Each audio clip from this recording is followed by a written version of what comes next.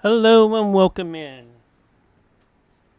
It is 6 May 2026, and I am setting up for the stream and shows tonight, starting out with Censorship Sucks Roundtable Radio Show.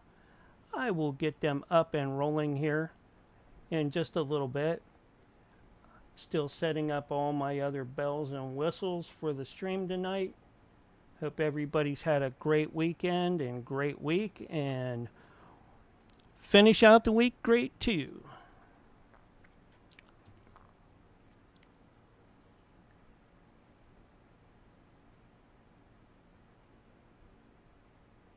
They will be having, Censorship Sucks will be having Brent Hamachek in tonight.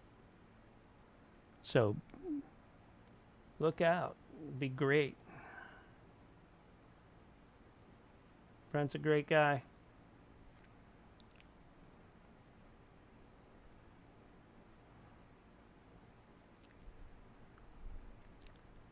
Think he'll be the one interviewing Mr. Censorship Sucks tonight.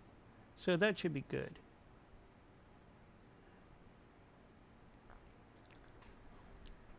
Chalk and Web Geek Kick in the Kick chat. Appreciate each and every one of you out there that's already tuned in.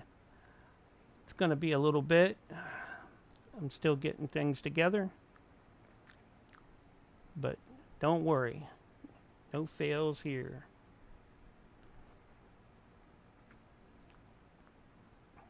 Looking forward to a great night.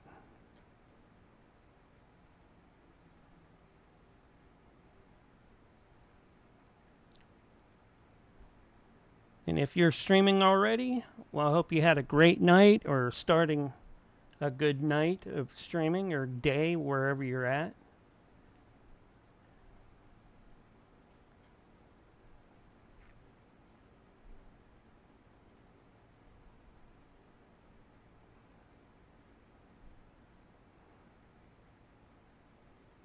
I'll be getting Censorship Sucks up here in just a bit.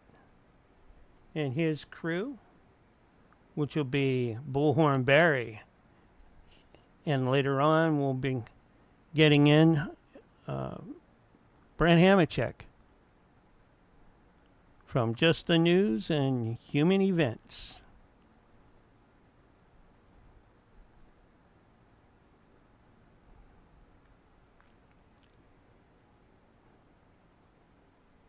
Let me take down this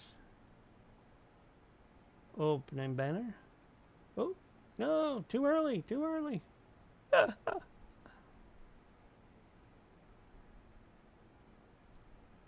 we go.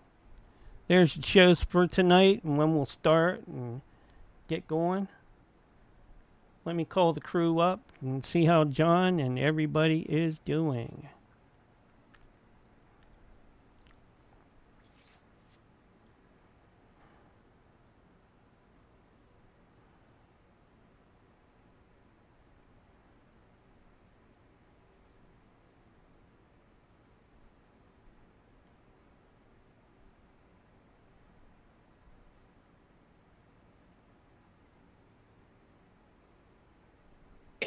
Hey, what's going on?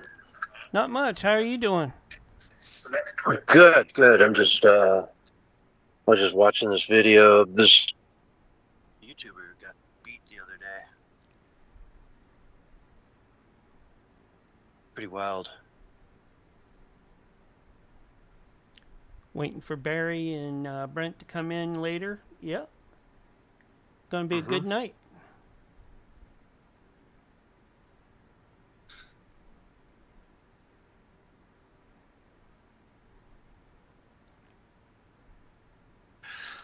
Yep. All right, let me pull up my stuff here.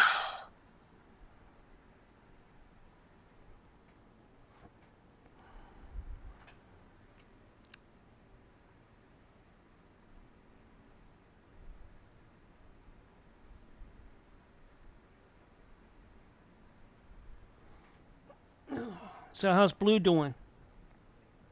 What's she been Good. up to? She's good. She's sleeping right here by my feet. Ah, Been running around the last few days. Hell, she's been Freedom Rock all the last, 2 weeks or so. bet she loves the new area too, huh? Oh, yeah, this is home up here. It's a little cooler for her, isn't it? Yeah. Yeah, I got, like, mountain peaks near me that are covered in snow still. Wow.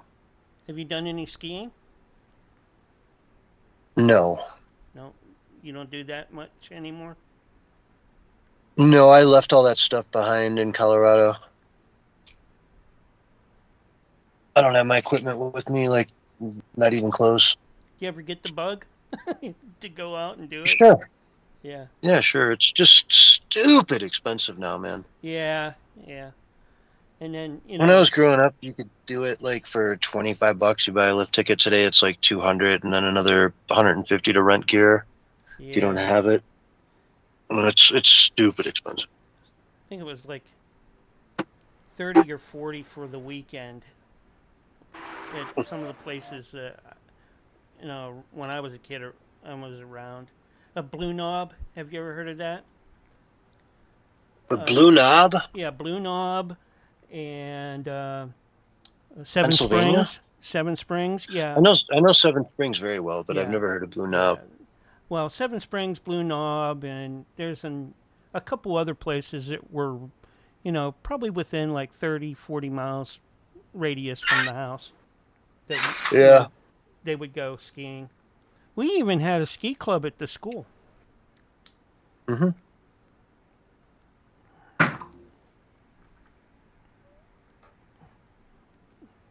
Oh man. Look out, Barry's in the house. What's up, Barry? I'm setting up, man. It's going to take me a few minutes. I'm behind. Well, that's all Yeah. right because, that's why we do the pre-show to make sure everything's working, everything's going. And we are going to keep Pilled. That's right. Pilled has been our replacement for D Live since D Live is no more. Oh, yeah? What's the name of it again? Pilled. And have we got any kind of a base there yet? We've had a few people looking at us already. We started Sunday night, and this will be like our second live show on there. Or live stream, I should say, with live radio talk and that. So, yeah, I'm really looking forward to seeing how well we do there.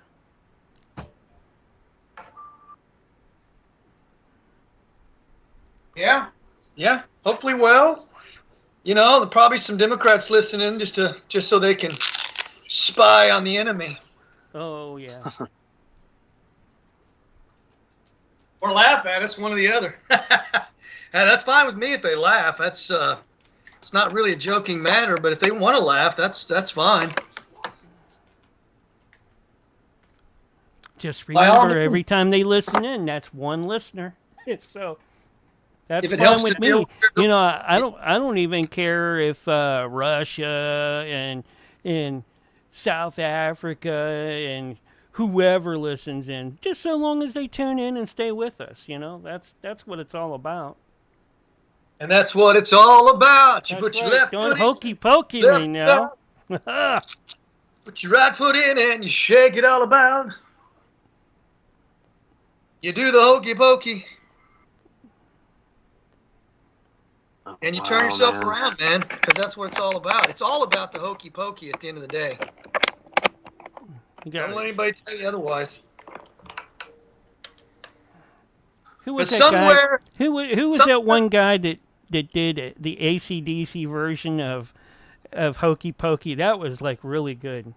I see you all are a hokey pokey crowd. Put your left foot in. Bam, bam. Was that Bill Maher? Did that?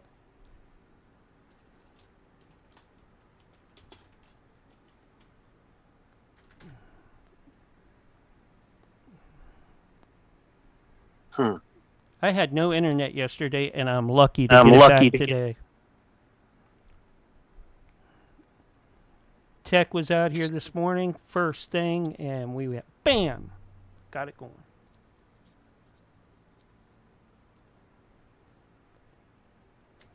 Right.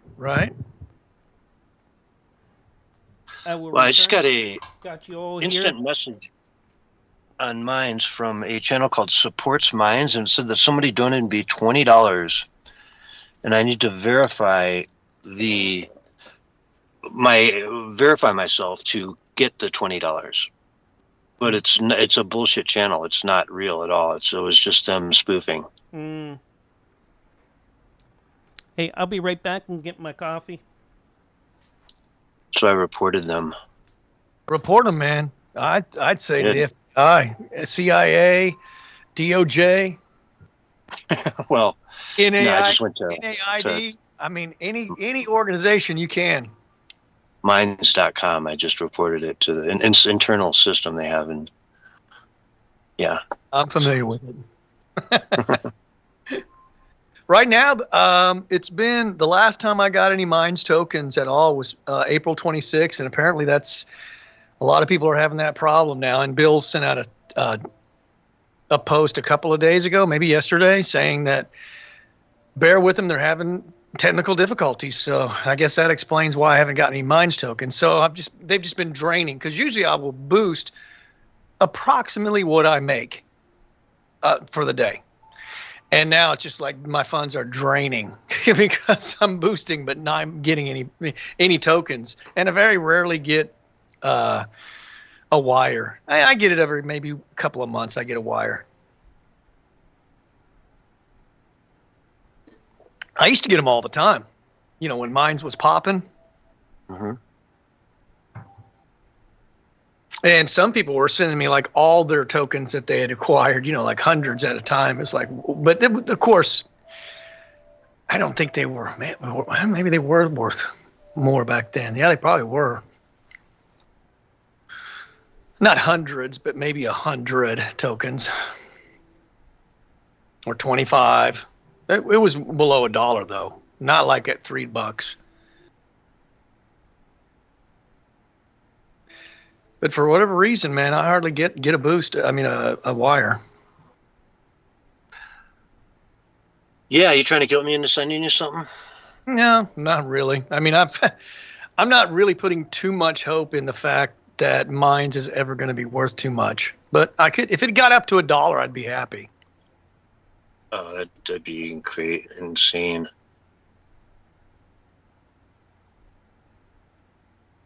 I mean, maybe it all depends on how the world goes. Maybe in 10 years from now, if we have another Democrat president and they're starting to censor again, Minds could just fly again. You know how that works. Of course, I think if that ever happened again, they would shut Minds down. I think they would just do what they did to, what was that other company they pretty much shut down? Begins with a P. Library? I don't know. Well, it was like it's like a Minds.com or a Gab. Oh, it's TSU? It wasn't Telegram. It was the other one, begins with a P. Parlor? Parlor. I think that was it. And they shut it down, remember? They just they couldn't even, because they couldn't get, I guess they couldn't get enough people to keep they couldn't get enough data. They couldn't get a domain name and data or something like that. I guess they could get the domain name, but they couldn't. Nobody would offer them the cloud space. I think, I don't remember, because once you get blackballed back in the day, remember, we haven't forgotten. I know how they were censoring everybody. They blackball you, you're done. I mean, all these people that survived, they had to be like InfoWars. They had to be super resourceful. Gab had to be super resourceful. They just had to I'm in the fight. And Telegram even. They tried to shut Telegram down too. They wanted to try to arrest him, if you remember correctly. Well, they did arrest him. Well, yeah, but they wanted to lock him up, man, because they just did not want Telegram. They really, honestly, at the end of the day, the reason they do that is they cannot have any competition whatsoever if they want to control the narrative. That's the bottom line. And that's where we're going if we ever lose the conch. Full-blown tyranny. No free speech. See what they're doing in the UK. They'll bring it here to America.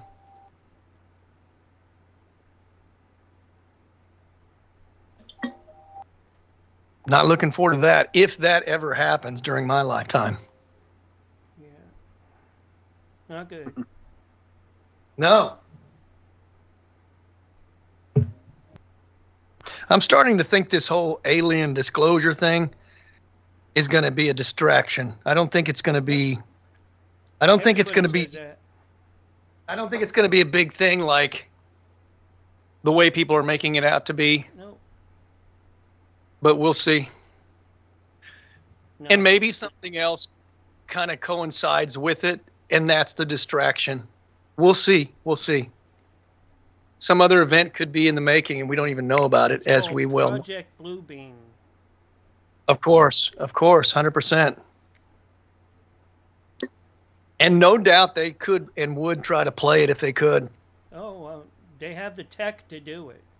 They have the tech to do it, man, and the people are already primed and willing to believe it, man. They've listened to, 40 years of movies priming them that the aliens are coming to save us. No.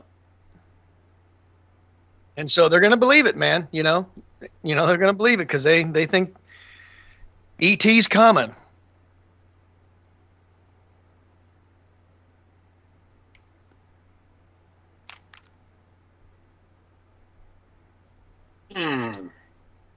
But I will say this, there is a lot of hype around it, more so than anything I've we've encountered in a little while. I mean, the Epstein files kind of brought that. Hold on, somebody's knocking on my door, I think. Someone's ringing the bell.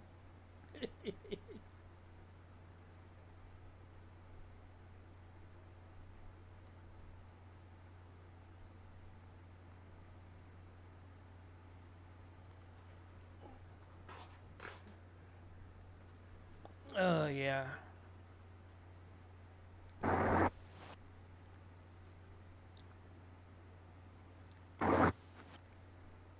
I got to get a no soliciting sign. That's ridiculous, man. Hey, People just not. Barry, we're getting a little feedback. I am getting a little feedback off you.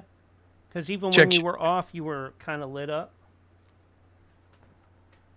Feedback Yeah. right now? Yeah, back your mic Oh, down shit. a notch. Oh, back it down. Mm-hmm. Okay, how's that? That's lower. Yeah, it's good. Where's the feedback coming from? Through your speakers or something, or what? Yeah, it's probably picking, your microphone's probably picking your speakers or your headphone up.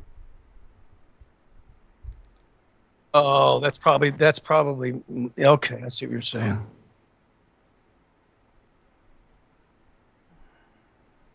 Yeah, I got to get a no soliciting sign. People, just strangers coming up knocking on my door all the time. I hate it, man. Such a waste of my time.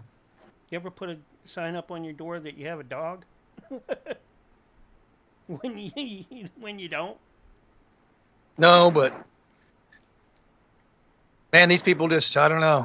I think the days of soliciting are coming to a close, but apparently some people still do well making money doing that. You got to have a certain gift because most people are going to shut the door in your face. The worst ones are the electric companies down here. Yeah, sometimes it's official business, like a city person, whatever. You need to change from this company to this company. We have a better rate. I'm like,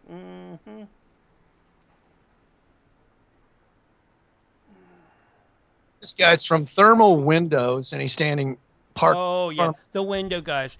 And then the next one will be knocking at your doors, the siding and roofers. Yeah, I decided to park right in my front yard too there. So it's not illegal for him to do that, but I'm just saying. Anyway, I don't know, man. I'm agitated by that. It bugs me. I just want people to leave me alone. Just leave me alone, man. Barry, Okay? you don't get anxiety, do you? Not anxiety. I just get agitated. Yeah. Well, that the anxiety probably triggers the agitation. No, I deal with that anxiety pretty well, man. I've got all kinds of methods but that could trigger it, though. Because it's like, I just need to be left alone. I got enough things going on right now. I don't need to be bothered by your sales pitch. Don't want to hear it. Don't need to hear it. Hey, speaking of, I listened to the show last Thursday or so after you guys. Then Barry, you did a phenomenal job. Yeah. Really good. Thanks, man. You and Motivation were just spot on. I think maybe we should bring it up again. The one point I was just thinking about before we got on the show about the sealed indictment. It's been, because, it's running out on Fauci. We got less than a week now. Oh, yeah. For them to file charges on Fauci. So this could be, sort of our last hope that this sealed indictment has Fauci and Peter Daszak in there. Maybe. I don't know. We'll see. Yeah, I got a tweet here from Rand Paul saying just that. DOJ has 1 week left to charge Anthony Fauci for the worst cover-up in modern medical history. Yeah. Go ahead. He lied to Paul, too. So, I mean, when Paul was interviewing the dude in the Senate floor, he lied to him, and he called him out. He's like, dude, you're lying to me. Of course. And so, do you realize what the ramifications are to lying to Congress? I'm not lying about nothing. I'm untouchable. Yep. I'm hoping that indictment's what it is Fauci, and if so, man, that would be great news, because that would be the cover-up. That would be exactly what Paul was talking about, because the Dr. Morin's thing was about them covering up, but coming from the Wuhan lab. So it probably is him, but I'm not going to bet on it, because you never know, man. These people like to give each other cover. I don't think Trump does, but there's certainly a lot of people, maybe even not horrible, evil people, but just people that just say, well, we got to protect our own. And he's one of us. You know how they think. It's just like the whole system will collapse if if he goes down. And that's how they think, which is just crazy. Well, I hope it does go completely down if that's what they've been doing. So that's just my opinion. Hope it does crash. But I can't imagine getting away with all that he did. I can't imagine that, man. It would be devastating to so many people, especially all those people right now. You see people still getting shots, COVID shots, still having COVID reactions and horrible, severe side effects. And what he's done to people is just unacceptable. It's evil, man, evil. Yeah, it really is, man. I mean, and you look at him, he's one of those guys that a lot of these people look evil. He doesn't look like a good guy, but he covers it well. But if you look deep into his eyes, man, there's something not right with him as well. You can go, yeah, there's something with him.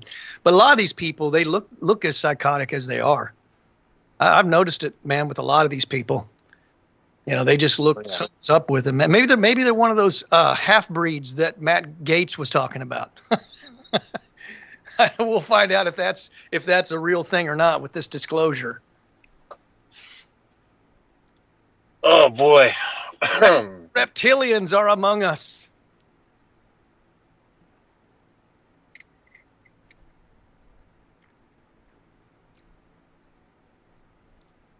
Just ask Alex. He'll tell you. The lizard people.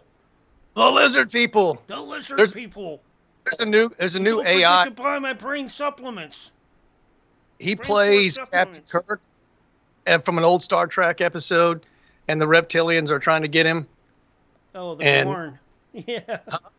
And he's trying to get McBrain to beam him up because the reptilian is chasing him, and he's dressed. It's AI, but it's Alex's face and his voice, and then you got some reptilian creature that's like chasing him, and he's on the not the walkie-talkie, but the whatever you call those things. The communicator, yeah. And he's like, beat me up, McBrain. I don't have much time. So the AI stuff is super cool, man. I like what they can do. Yeah, some of the stuff's really funny, and that he has in between and like right after his show. Like, Yeah, yeah. yeah, there's some Spencer Pratt, really good humorous stuff there. Spencer Pratt's done like 3 campaign ads, and I think 2 of them are AI, and they're pretty funny. And one of them's like cartoonish, and the other one's like looks like live action, but it's also AI. So, I mean, I think that's the future of campaigns, people using AI in the campaign ads. It's going to happen. You watch in 2028, that's going to be a big, big thing. And they'll start doing it in 2026 as well. I mean, Spencer, like I said, he's been spinning out those. Spencer Pratt, the guy that's running for mayor in California, married to Heidi Montage or whatever that. They were on some TV program, some teeny bop movie back in the day, reality show. He's kicking butt. He is. If he's half as serious as he acts, he'll get something done if he wins. Yeah. And you can't tell me LA's not ready to do something. Try something, anything.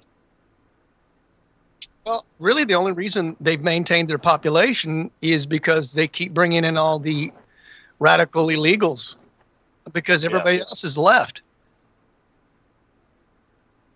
Well, I mean, Hollywood still has like Beverly Hills, and there's still like umpteen million, $50 million homes up there. You know what I mean? It's like, it's there. Like, it's like New York. We talk about New York and how it's dying, but it's still New York. You know what I mean? And you go there tomorrow, and it's still gonna blow your mind, and you're still gonna walk around going, "Holy crap, this town is like insane." Mm-hmm. It's just losing the growth. And it eventually will turn very dark, but it's still New York. It's still LA. You know what I mean? Mm-hmm. You go up in the Hollywood Hills, you're still going to be like, holy crap, people live like this. Yeah. Are you? Is Brent interviewing you today? Correct. Cool.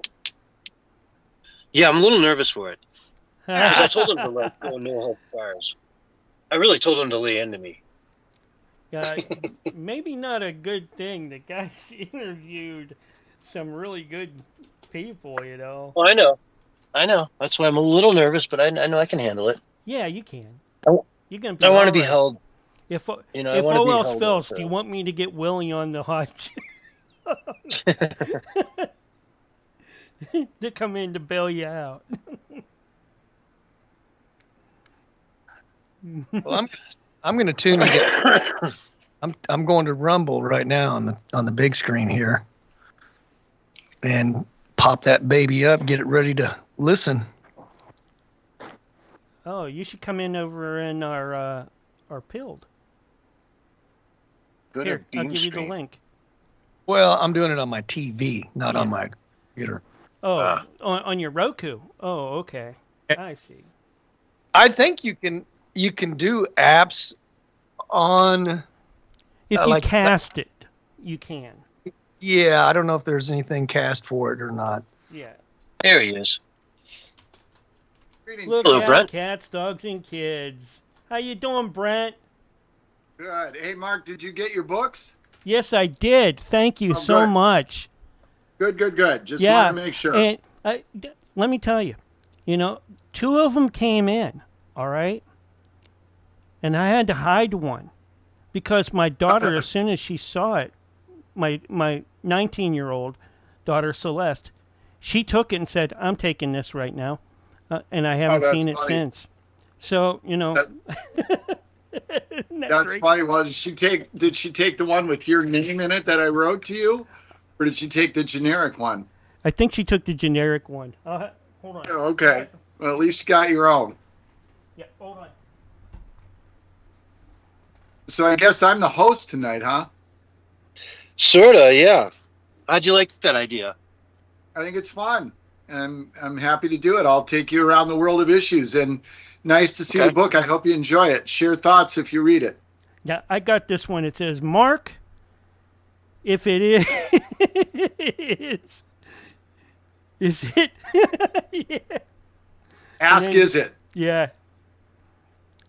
And Yep, then that's- the date. Thank you so much, Brent. You are welcome. So I hope you enjoy it. I always love Now, to Brent, get. Yes. we could go the full mile and have you like intro the show in the whole 9 yards if you want to. Oh, I'd rather have you intro it just because I'm not set up with the timing of the whole thing. And why don't you do that and then just Okay. tell everybody what we're doing so it makes sense. Sounds to good. Yeah. Sounds Otherwise, we'll confuse people. This way, they won't be confused and they can just enjoy it. That Okay. Brent, you're right at my heart because format is very important for radio. And we're going to leave this call and I'm going to bring us all right back. All right? All right. All right. Okay. So stay tuned, folks. That's the pre-show for the Censorship Sucks Roundtable Radio Show for 6 May 2026. And we'll be right back with the real show. All right, Brent? Yeah. I'll be right there. All right. It's going to be a great night tonight, folks. Hope everybody has their drinks and everything that they need because it's going to be real good to start us out. And Brent. All right. Got one of us here. Bringing Brent back in. And let me get us fixed on. Okay, we're all here. All right.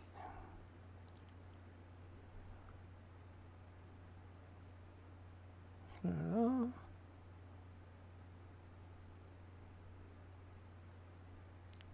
all right, let's get. Let me get this fixed on OBS.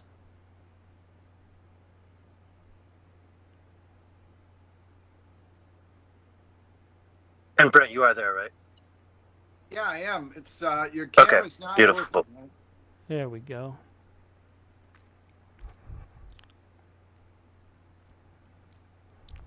I see you. I just hadn't heard from Buffer you yet. file rolling really good. We're looking good.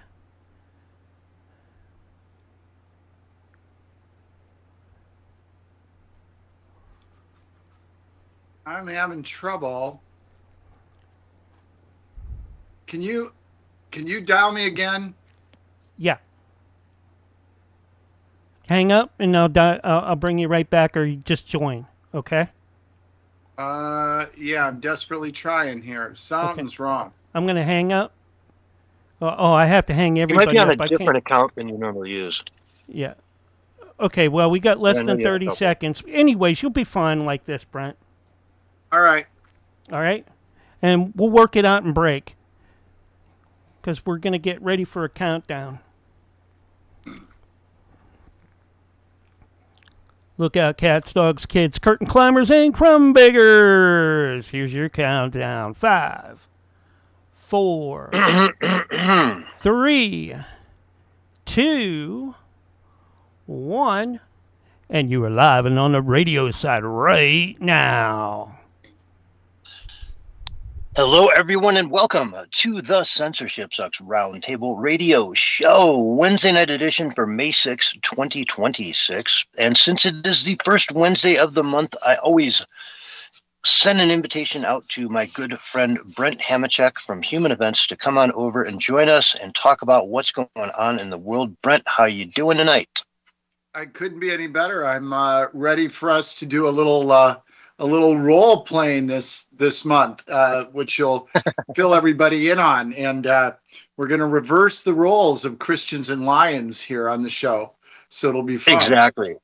Yeah, I've had you on, I think, for about 4 years now. I look back, it was May 2022 when I first had you on. So that's, almost 48 months, an hour a month, 48 hours that you and I have spent one-on-one talking to each other. So in that Right. time, we've gotten to know each other pretty well. Yep. And I've always been at the interviewer and you've always been the interviewee. So I thought this week it'd be interesting to flip things around and have you interview me. And as I said in my email to you, hold my feet to the fire. All right. Well, we'll try to escape medieval forms of torture, uh, and we'll avoid that as best we can. And I'm going to presume going in that you're not a witch, so I'm not going to No. do any of those great tests. By the way, your audience might be fascinated to know that one of the tests they used to see if women were witches back in those days was to actually cut off one of their arms. And if they bled to death, they were not a witch. But if the arm didn't really bleed, that meant they were a witch, in which case then they would be killed. So Yeah. It's kind of like tossing a two-headed coin. Head you lose, and head you lose, because there was really no way to win. I don't know though, man. If you cut a woman's arm off and it doesn't bleed and it just, she's fine and it starts growing back, you got a witch. Well, and another fun one they did is they tied them to a chair and dunked them underwater. And if they drowned during the dunking process, that meant they weren't a witch. It also meant that they were dead. If they did not drown, then they were a witch, and then they killed them. So it seems the theme in all that was to try to find an excuse to kill somebody. So we'll be merciful on you during this hour, and there'll be no tests for witchcraft. Okay, so well, thank you for that. You're welcome.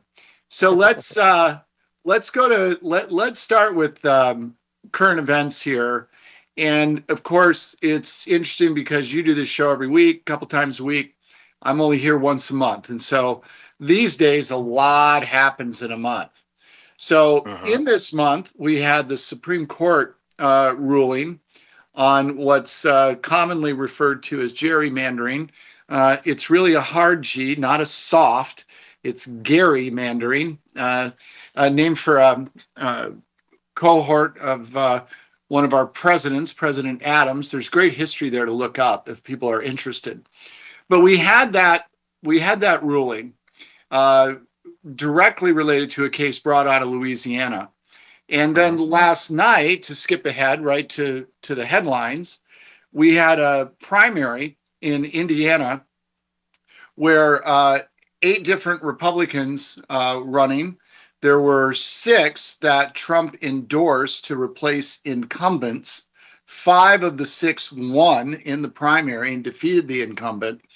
And the entire reason that he had supported them was because those other Republicans had not supported his demand that Indiana redraw its map.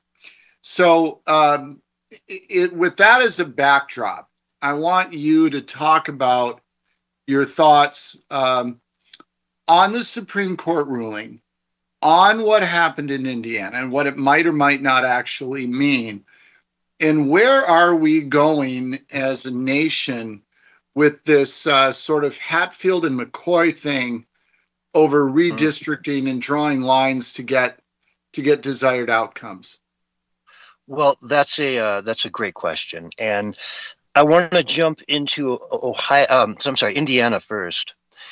And yeah, it was a rhino bloodbath. All the people that sided with the Democrats to not redistrict when there was a clear Republican majority in the state, they all got primaried. And so Trump is here today asking, who's your daddy? Right? Who's yours? Who's your daddy? I don't know. It's better. Oh, God. Okay. It works better in print, but yeah. Yeah. Where's the gong like they used to have on the old Gong show? You're too young to remember that. But keep going. Well, the issue in the case, if I understand it correctly from the Supreme Court, was it was really about racial gerrymandering. In other words, making districts based purely on race to therefore segregate them from Democrat and Republicans. Ultimately the same result, but using race to get there. And I have to agree with it. If you're using race as a primary, factor for determining the outline of these districts that, the one in Louisiana looked like a dragon or a snake that wound its way up through the middle of the state, no natural outcome would lead you to a district that looks like that. Illinois, your home state, has several as well that look ridiculous. You look at the map and you say, who would make a district like this? They should be succinct. They should be kind of roundish or squarish. They should all kind of fit together. They should look like they make sense. They shouldn't just be strictly done based on race, which is what was at issue here. And now there are many, many, many districts across the country in all kinds of states that were clearly done with race as the core indicator as to why and where they would draw these boundaries. So this is going to flip. You know, there's a lot of people that have been wondering, why doesn't Donald Trump seem to worry too much about the midterms? And, you know, now they're saying, yeah, he was playing 4D chess the whole time. And this is the strategy, because now they're going to go in last minute and redraw a lot of different states from the ground up. And it could push, what is the number, Brent, like 30?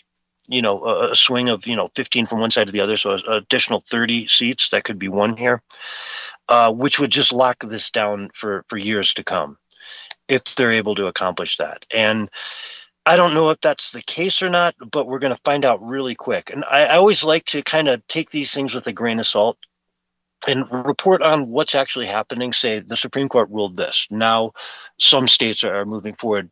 And then when I see 10, 15 states all moving at the same time to redistrict and set, everything back to some semblance of normality or common sense in their districting, then I will get excited and I will start saying, hey, there's a chance that this could be a huge game changer for November's elections and the midterms. And if that all comes to fruition, then Trump will comfortably win, the House. This won't affect the Senate, of course, but it'll affect the House in a big way.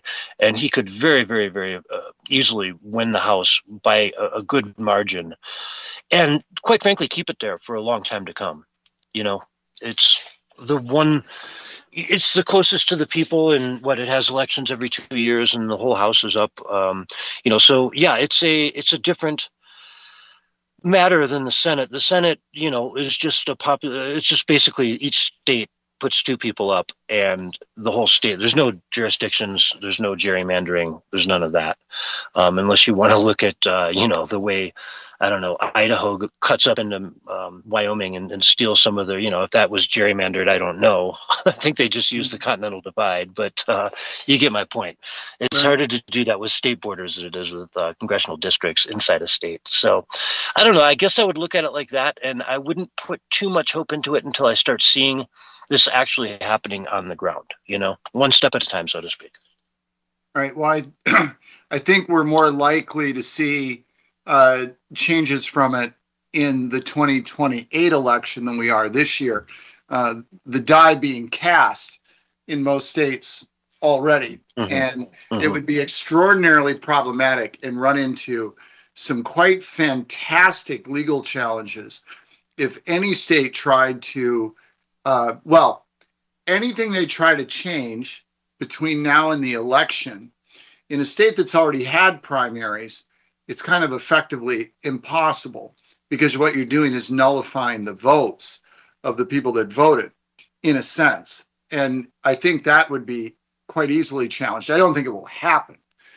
For that reason, it would be a pretty easy challenge. But it will be, certainly it'll be interesting for 2028. I'm wondering what your thoughts are about reaction to this from the other side. So if we're to say that you can't make the boundaries based on race, create the districts based on race, well, that means that states are going to have to, in some cases, redraw their districts.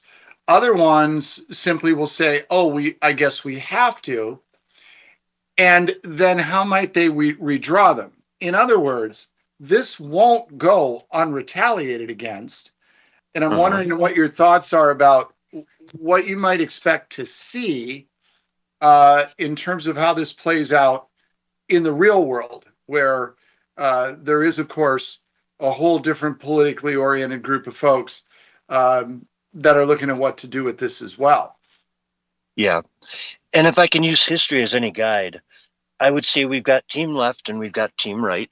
as your book so succinctly, points out and teaches us how to look at the world of politics in America, team left and team right. And team left has been in no way, shape, or form shy about this gerrymandering thing.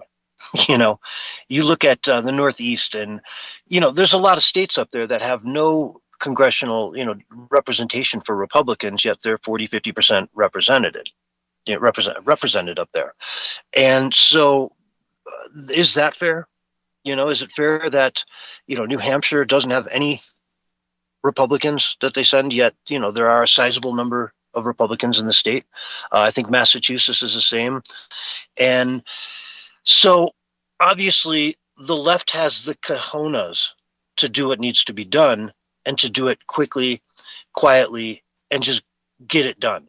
They've been doing it time and time again in state after state after state, which is why they have such a big advantage at this point in time, and why they flipped out when Texas wanted to do it. Now, keep in mind, for the people out there listening, Brent, I'm sure you're aware of this, but Texas wanted to redistrict after the last census, and the Biden administration said, no, you can't do it. We're blocking you. And so they didn't redistrict. And then the Trump administration lifted that and said, hey, we don't mind. We're not going to sue you if you redistrict. Go for it. And so they did. And that is how we got to where we were earlier this year when Texas redistricted. It wasn't that they were trying to, change what's going on for the next election, although, that would have been the outcome.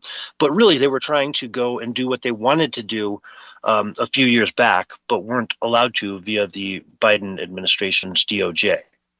So that puts us in a situation where really the Republicans out there don't seem to ever want to go to the mat to redistrict, to do the things that the Democrat Party is more than willing to do.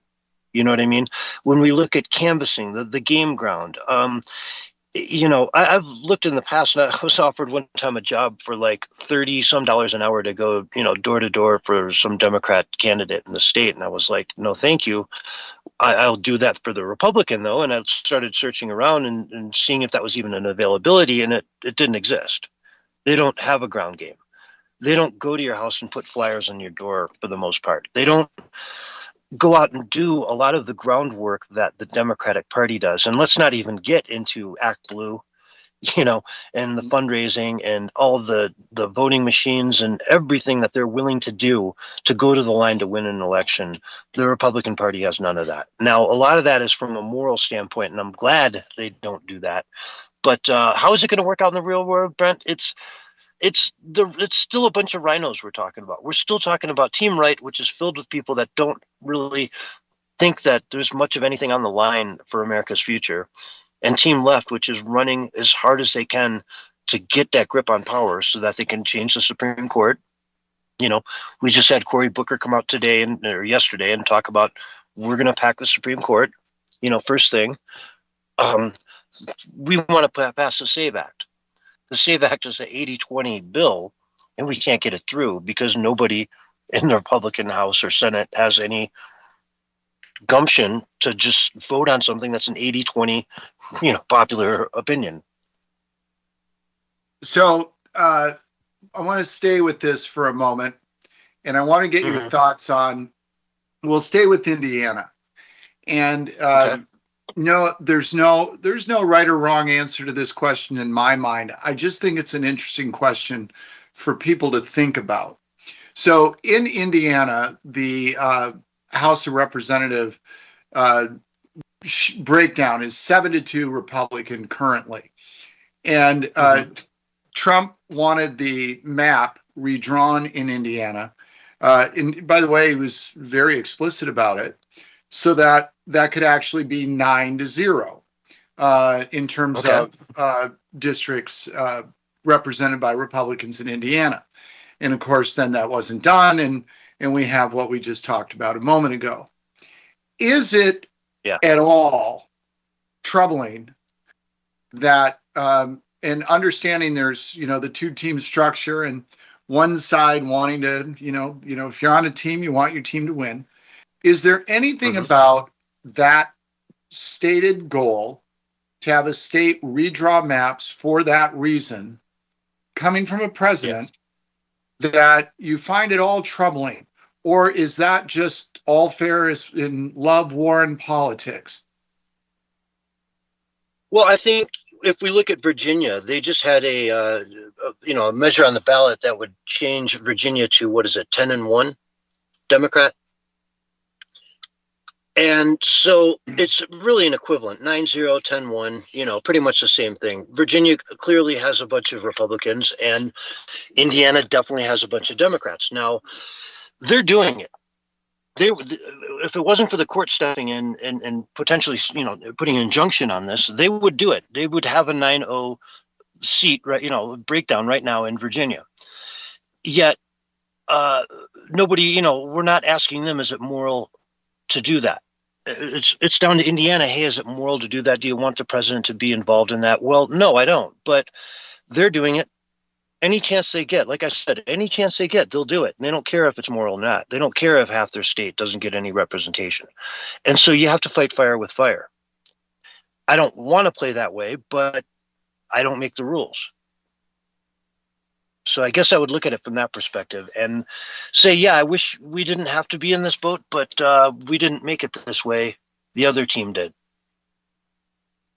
So another interesting aspect of it, talking about the effect it will have on composition in the House come election time this November. One of the things that isn't talked about at all, really, or not much, or at least I haven't seen much of it, is in new districts to be redrawn wherever they may be.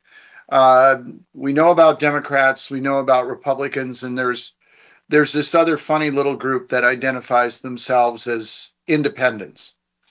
And poll that came out this week shows Trump right now with a negative approval gap with independents of over 20 points. This is massive. It's compared to, I believe, something like 4 points at this time in his first term. So over 20 points. It's like a near historic disapproval rating with people that call themselves independents. And of course, then it's a funny thing about those folks. Where did they live, right? And what districts do they vote in? How do you see the disaffection with people who are not clearly declared party voters? How do you see that disaffection, if at all, impacting midterm elections? Okay, well, first of all, I mean, the obvious, Trump's not on the ballot. He'll never be on the ballot again. So when it comes to how independents would vote for him or not, I think a lot of the independents, as we've seen them historically as being sort of the people in between the Democrats and the Republicans, I think there's a lot of disenfranchised younger people today that hate the government and hate both sides of it and call themselves independents, but they might be skewing some of those numbers. And the fact that, if I were to pull an average Antifa person off the street, they would say they're probably independent because they're certainly not part of any party. So does that skew things? I don't know. I think what we really need to look at is what is on the ballot, which is each individual sort of race that's going to be happening. And we're so far out that that data is kind of irrelevant at this point in time. We need to get closer and closer to November to really start analyzing that. And I can't wait to do it with you, Brett, because that's, it's always fascinating to watch what these tight races are going to be, figure out which ones we need to keep an eye on, who's pouring money after what. Do they even seem to care? You know what I mean? Will the congressional Republicans actually support the people in the races that need to be supported? All these people that blew out these rhinos in Indiana, will they get the support from the powers that be in Washington, D.C. to help them clear the finish line? Or will they just be on their own with, the help of Trump and his universe to get them the funding and support they need? So it'll be interesting to see how that plays out.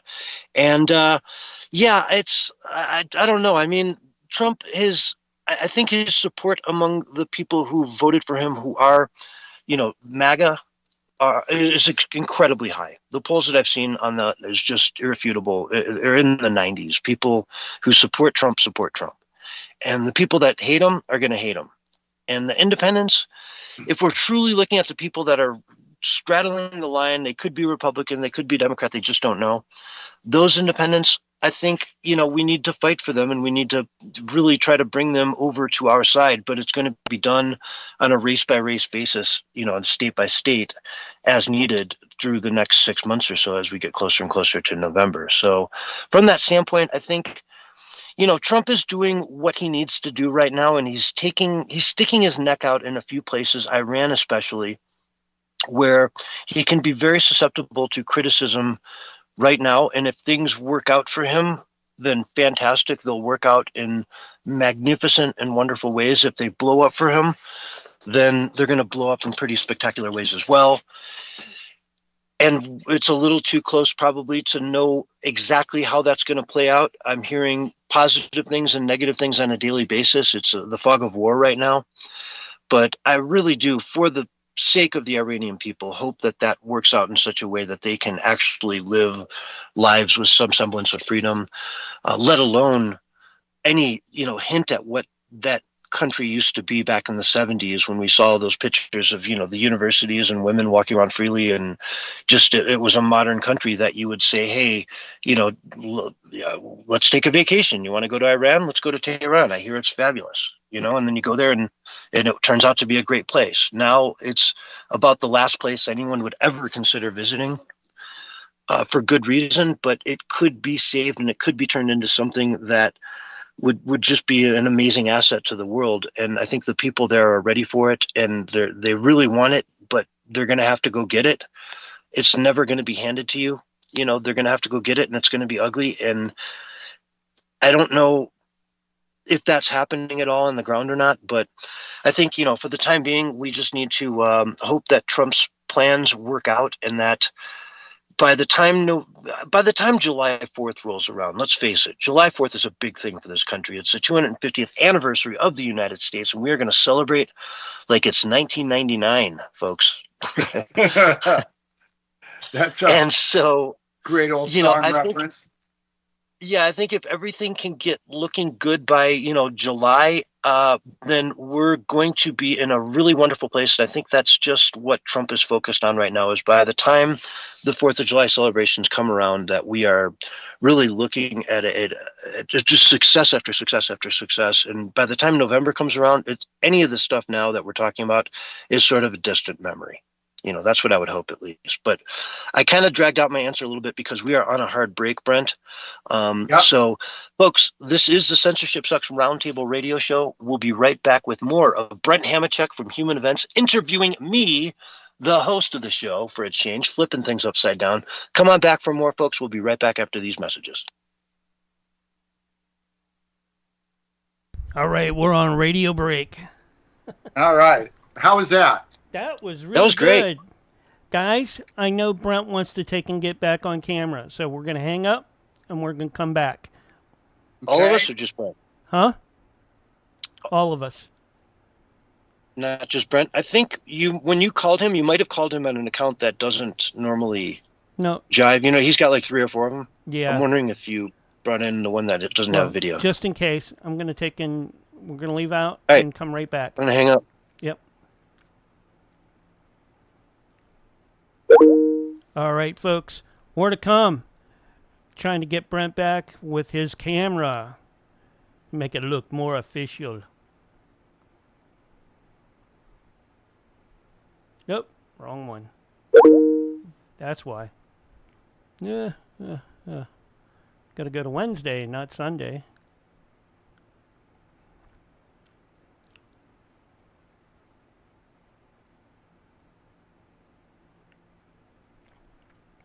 Okay, hey, there you are, Brent. All right. Yeah, it's easier for me this way. Thanks, I appreciate it. I'm not sure what the problem was.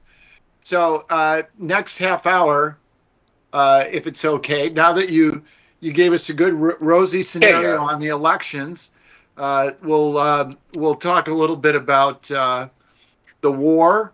I want to talk about the James Comey indictment, and get your thoughts on that, if it's okay.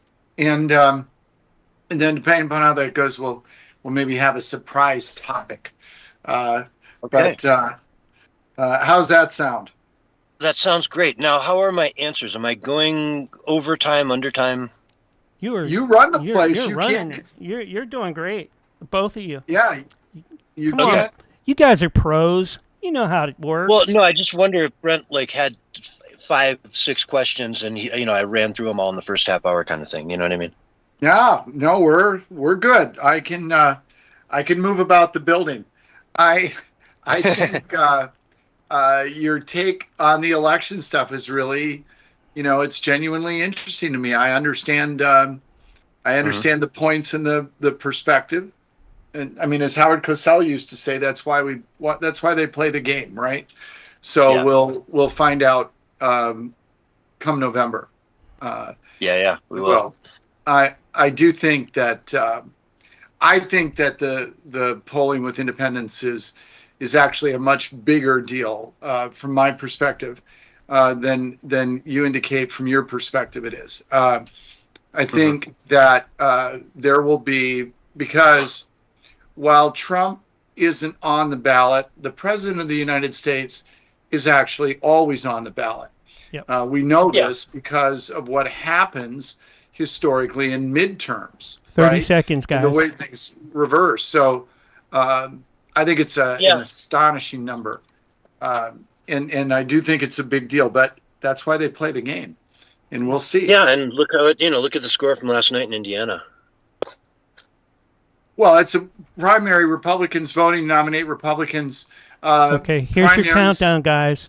Yeah. 5, Okay. 4, 3, 2, 1, and you're back live and on the radio side right now. Hello, everyone, and welcome back to the Censorship Sucks Roundtable Radio Show. I'm telling you, it's the fastest 2 hours of radio. We say it all the time, but it just goes by so fast. Tonight, I've got Brent Hamachek from Human Events with us. Brent, you are riding the ship tonight. You're the captain. You're interviewing me. So take it away. What do you got? Well, I first of all, I enjoyed that first half hour a lot. It was nice because I didn't have to defend or explain anything like I normally have to. You do, or you did, and we'll keep going in that spirit. I will share. We were talking just the end of the break, and I do want to share one thought with regard to Indiana and what it might mean or what it might not mean. And that is there's no way around the idea that Trump's endorsement of the guys that and gals who are primarying the incumbents. There's no question his endorsement is what made the difference. Anybody who would argue with that would be foolish. But two things to keep in mind to balance it out. Number one is that Indiana is a very, very red state in the first place. Number two, off-year primary elections don't typically have extraordinarily large voter turnout. So you really got to have the folks that are motivated and care and the whole bit. So if you got a red state with a lot of Trump supporters and it's the primaries and, you got to be motivated and Trump gets you motivated, well, then you come out and you vote. And so while I think there's no denying that it was his endorsement that pushed those people over the top, excuse me, sorry for my voice.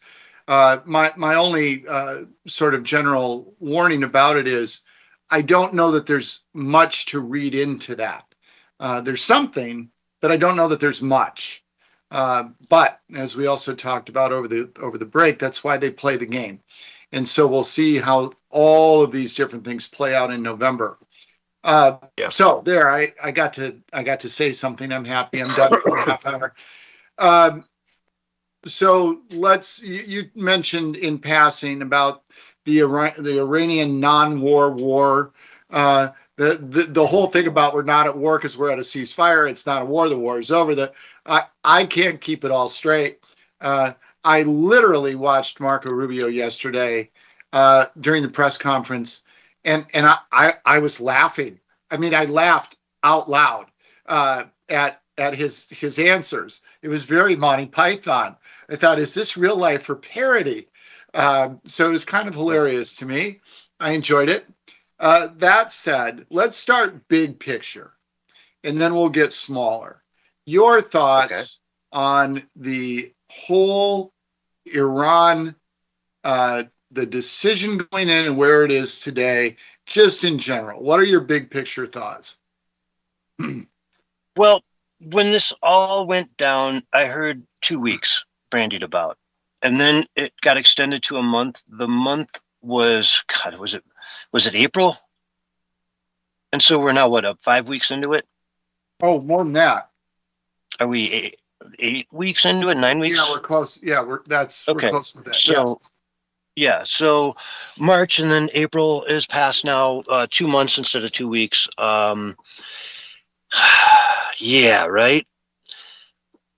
I think it's encouraging that they're bombing all their neighbors, from a big picture standpoint, because they're really pissing off all the people in their neighborhood.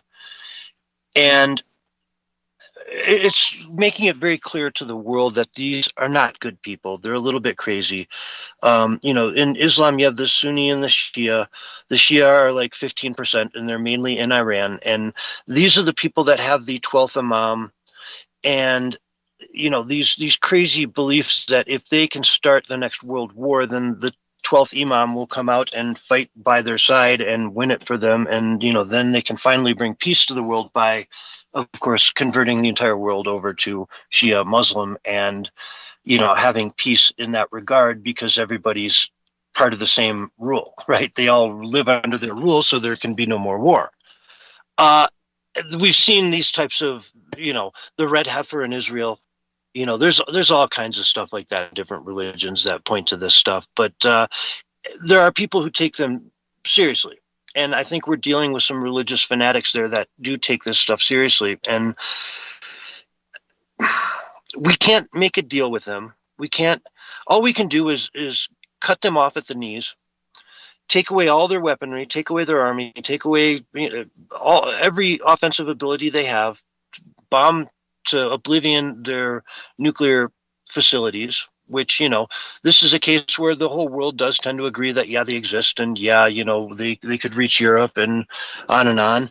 And when you get a real fanatical group like this, you need to make sure that they can't have these abilities to go and blow up Rome, or Turkey. I mean, all these countries, UAE, they could, if they really made a major aggressive stance against Dubai, it would be devastating to the world economy. Dubai has become a very important financial area, and they could upend that overnight. And the entire world then is going to stand up and see that, hey, these people are no good. They need to be taken out of power and replaced with someone there who can be, but now I'm getting into regime change, right? And regime change was never really part of this, but ultimately, that's probably not going to happen unless the Iranian people make it happen. So what can we do? We can kneecap them. We can take away all their offensive capabilities and just leave them in a place where, sure, you can rattle your saber all you want, but you can't do much of anything about it. Now you're down to a handful of speedboats trying to drop mines into the Straits of Hormuz. But so I don't know if that kind of answers your question, but yeah, it's dragging on for way too long. This needs to end. It needs to come to terms of one way or another. We get an international coalition of boats, 1 or 2 boats from a handful of different countries to just go in there and help us with this so that we're not doing it. It's an international coalition doing it. And if we can make that happen, then maybe this turns into a big win. Trump is not going to want to take a loss on this. No matter what, he's going to want to save face. And so he's going to do whatever it takes to come out looking good on this, because, he doesn't want to be a loser. He's got to be a winner. He won't really take anything less than winning. So it's just a matter of how he gets there.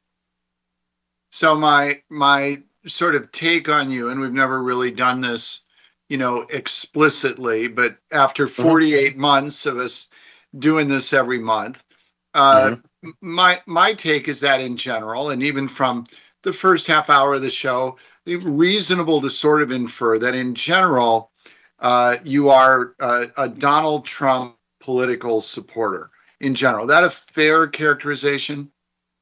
Yes, and I did not So, vote for him in the primaries in 2015. I totally was against him until I was for him. And once, okay. once I saw how the Republican Party treated him when he was winning the primaries and he was on a roll and they were talking about stealing different states back from him and you name it. And I just saw the dirty, dirty, dirty things they were willing to do to stop him. And so then I got behind him and I've not wavered since, really. So, as a supporter, and I'm going to make I'm going to go so far off to the side here and then come back. Your audience won't believe it. One of the things, though, that's interesting about Scripture is that if one wants to read Scripture and one wants to believe what is written in Scripture, then one has to be willing to negotiate with it a little bit, because there are contradictions, book to book, different events and other things described differently, historically different. There's stuff that it doesn't line up. So you've got to negotiate with it a little bit, right? If you're going to hold to it. So if you're a Trump supporter and you take a look at the campaign he ran leading up to this last election, and then you look at the attack, whatever term, the non-war war. You look at the non-war war with Iran and you compare it to his campaign promises. And then also, if you go back to last year when we were told that we had neutralized the nuclear weapon threat, but now we're there being told that we need to neutralize the nuclear weapon threat. As a Trump supporter, how do you negotiate with those things and be able to then say, I still support, this is okay, I can work through it. Just like somebody might need to negotiate with Scripture a little bit to still come out on the other side. Well, if this whole Iran thing turns into a boondoggle, I'll be first to admit it, right? I'm just hoping for now and giving him the rope he needs to get things done. But honestly, if it goes tits up, then I'll be the first one to call it out and say he screwed that up. You know what I mean? I'm not going to support everything my local politician does, but at the same time, I'd like to give them the ability to go out and try to do their best without, hamstringing them at every turn. So, there's been things that Trump has done that, I'm not necessarily, happy about, but there's a lot of things he does that I think have been, fantastic. And I'd say more so have been really good than bad. And, I'd point to, obviously, this Iran war is one that I'm behind him on this, but I'm not going to go over the cliff with him, right? If I see this thing start going south, it's like, I'm going to call him out and I'll be critical of him. And, then I'm left with, though, okay, who's the next guy? Is it going to be J.D. Vance? Is it going to be Rubio? Who's going to be the next guy that gets in line here? And do we support him, or do I say, hey, Trump screwed up, so I'm going to go support, Hillary Clinton instead? You know what I mean? We're really stuck with the party.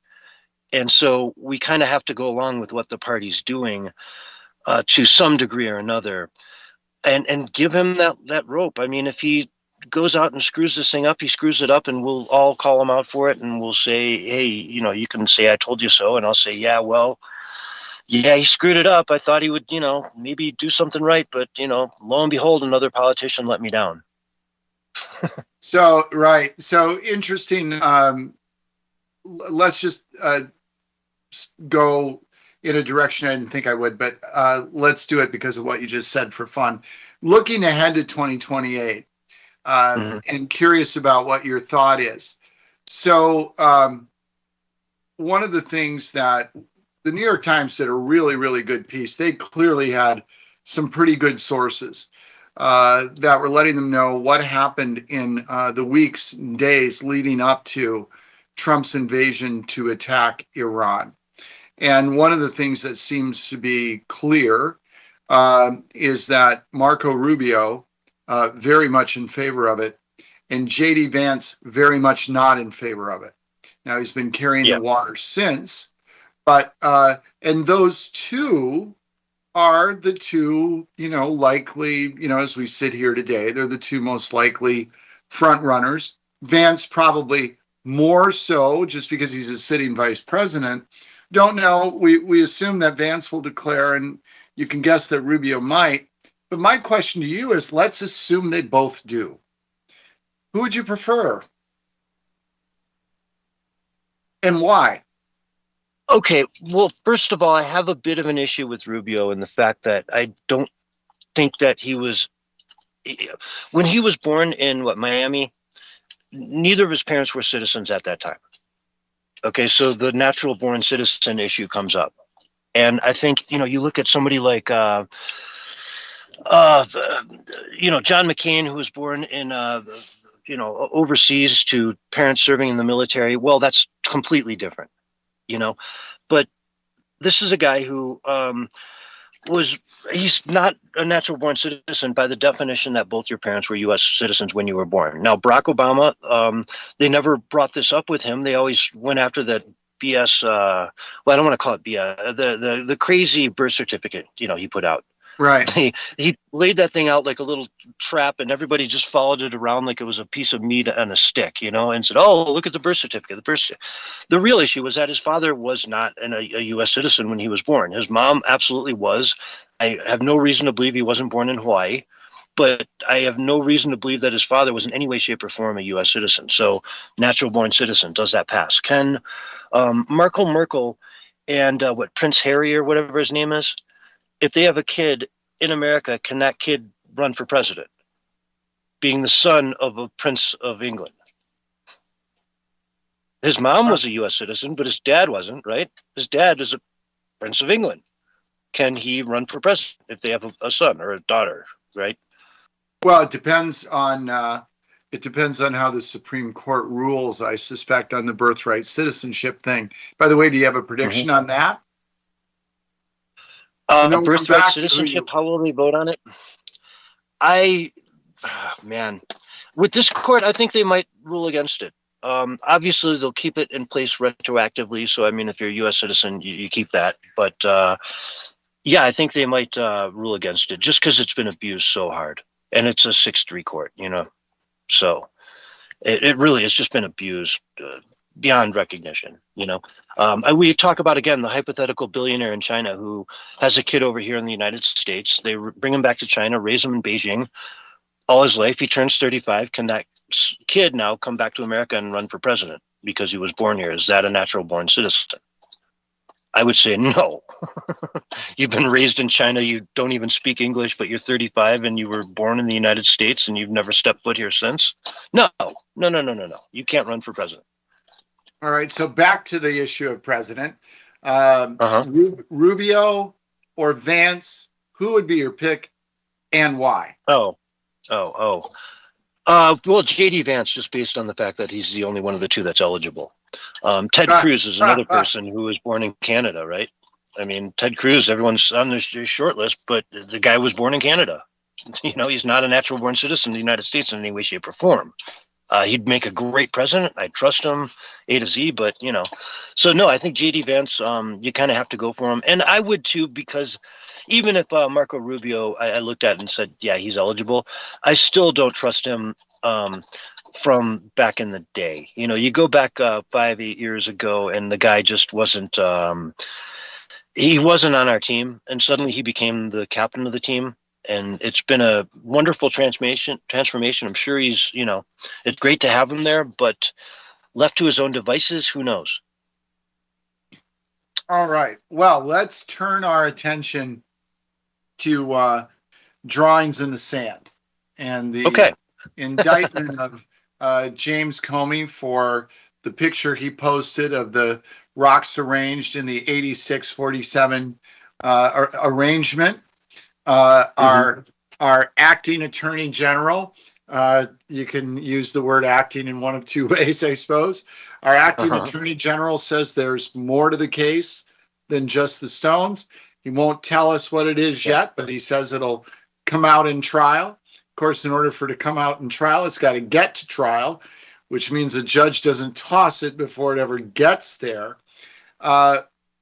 what are your thoughts about this now second indictment of James Comey? And by the way, in case anybody thinks I'm just, recklessly naive or trying arbitrarily to be a devil's advocate, let me make, I think, only my second statement on the whole hour this time of a thought. And that is, I think that James Comey is a despicable criminal. I absolutely do.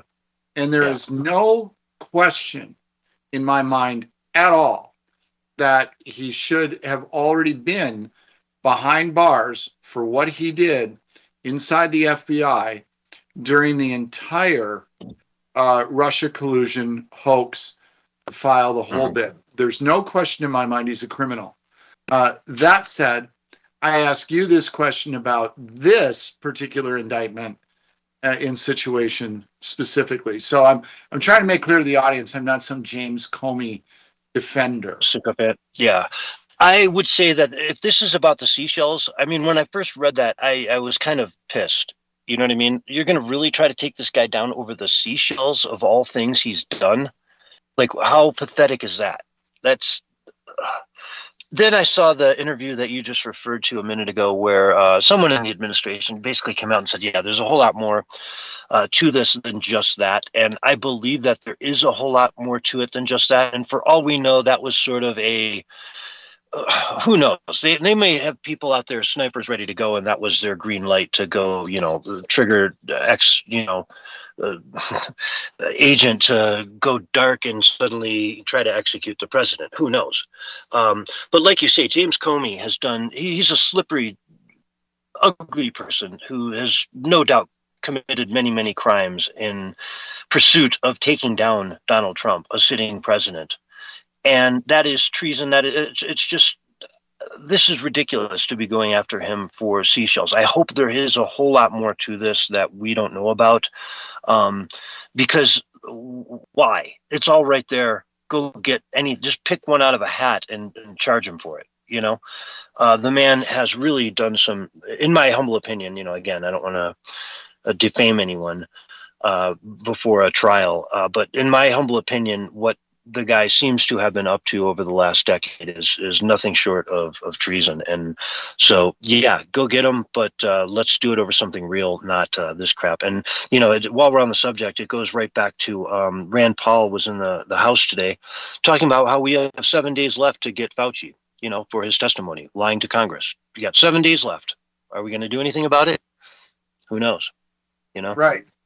And Fauci on some level, a far bigger criminal than Comey, because Comey was not responsible for the death of 1 million people, but Fauci was. So, bigger criminal. Well, it is interesting, this idea of, and there's two different ways to look at this that I think are worth examining, just from being intellectually honest.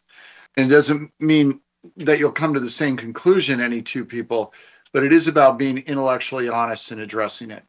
One is the idea of, well, if we can't get him for the big thing we know about, we can get him, let's just get him for something, right? And Al Capone, the tax evasion. You just went exactly where I was going to go with that, right? Of course, the interesting thing about that is that the tax evasion case against Al Capone was real. So he actually did do that. And so it wasn't a Soviet style construct.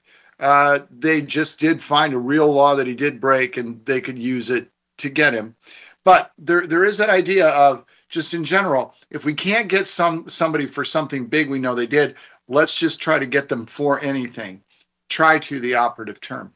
The other part about it is, when we talked in the last administration and what we saw after January 6th, and the absolute weaponization of federal law enforcement against citizens, and all of the protests about how wrong that was to weaponize the federal government and law enforcement, is there any aspect of this at all that feels a little bit the same or not? Your thoughts? Um, no, yes and no. I mean, what they went after Trump for was ridiculous. You know, the Stormy Daniels payment. What they took one payment that went through his attorney. I forget his name. The guy that went to jail, if I'm not mistaken, in disgrace and whatnot. He made the payment to Stormy Daniels. Apparently, Trump didn't even know about it, but then he billed it back to him, and so they turned that into 37 felony convictions. You know, it was garbage. Uh, they went after Donald Trump for the way that he assessed the value of one of his properties in a loan application that he made to a major bank. Was it Bank of America? Right? That, in other words, one of the most sophisticated banking institutions in the United States, he's trying to get a loan on a building, and he says, "I think my building is worth 320 million," and they say, "No, it's worth the 315," and so they tried to turn that into a felony case. If you're a real estate developer in New York City, you know how absurd that is. They said Mar-a-Lago was worth what, 15 million or something, some absurd amount of ridiculously low valuation on Mar-a-Lago, which is easily a three-quarter of a billion-dollar property. You know what I mean? Very, very valuable, real estate. And so they went after Donald Trump for a number of different things that were absolutely garbage. Nothing to them. And I will remind everyone out there, the people who really hate Donald Trump, if he was on Epstein Island, if they had any of that stuff on him, they would have went after him after he announced that he was running again in 2020 or 2024. Once he announced that, they went after him full force of the law with the DOJ. And so that's a little bit different than what I'm seeing here going against Comey and some of the other people in the Biden administration who are very, very guilty. Fauci, right? If they went after Fauci tomorrow, is that them weaponizing the DOJ against, the hero of the Democratic Party? Or is it them just going after a guy who clearly broke the law and, like you said, potentially killed millions of people? You know what I mean? So it's a little bit different. I see, 2020 was stolen. Nobody's paid the price for that whatsoever in any way, shape, or form. If they bring charges against people who were involved in that, then that's great. If they bring trumped up charges against somebody in the left for whatever garbage, then no, that's just weaponizing the DOJ. Versus actually going after people who screwed up. But we are running out of time quickly. Brent, thank you so much. Brent Hamachek, where can people find you? What's your deal, man? You Do you have a book or anything? Yeah. There's a book, Dissidently Speaking, working on a new one. We can maybe talk about that next month, if possible. Cool. But otherwise, don't find me. Just go find Common Ground Campus and support the youth program that I support. Where we're trying to get people, we're trying to teach young people how to have a conversation like the one we've just had for the last hour, right? Controversial topics, important stuff, and a measured way to look at different aspects of it without yelling and screaming at each other. So Awesome. That's what my world's all about. So go to Common Ground Campus and support the work. Great. There you go. Thanks so much for that, Brent. It was fantastic. Like I say, it went like lickety split. But folks, we've got to go to break. We'll be right back after these messages. We're on radio break. Thanks again, Brent. That was fun. I hope. Thank you, for the book, and my daughter is most thankful too. I'm sure. Since she snagged it so quick, I didn't even have it in the house. 5 minutes as soon as I opened the box. Well, tell her I'd love to hear from her. But assuming she's going to read it and not balance a piece of furniture with it, tell her I'd love to hear from her. Yeah. And but I hope your audience enjoyed that. I guess you'll let me know. I hope you enjoyed it, Brent. What do you think?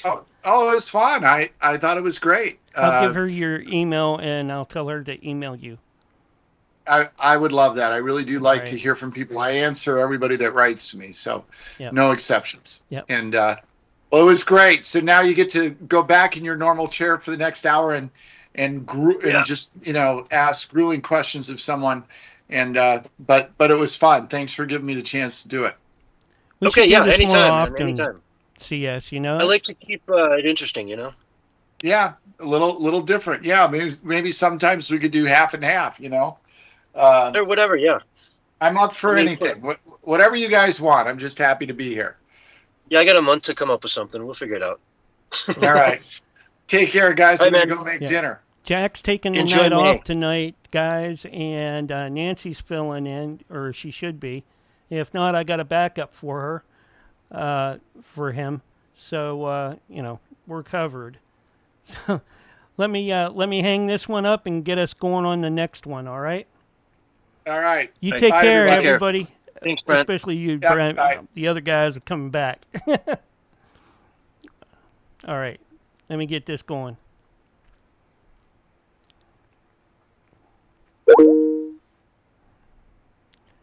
That was Brent Hamachek for the first hour of the Censorship Sucks Roundtable Radio Show, being the host for the first hour, filling those big shoes of John and Barry.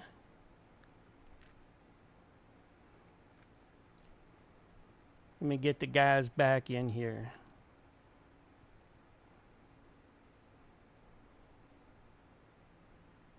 And I'm going to fix this up on Teams or on the OBS.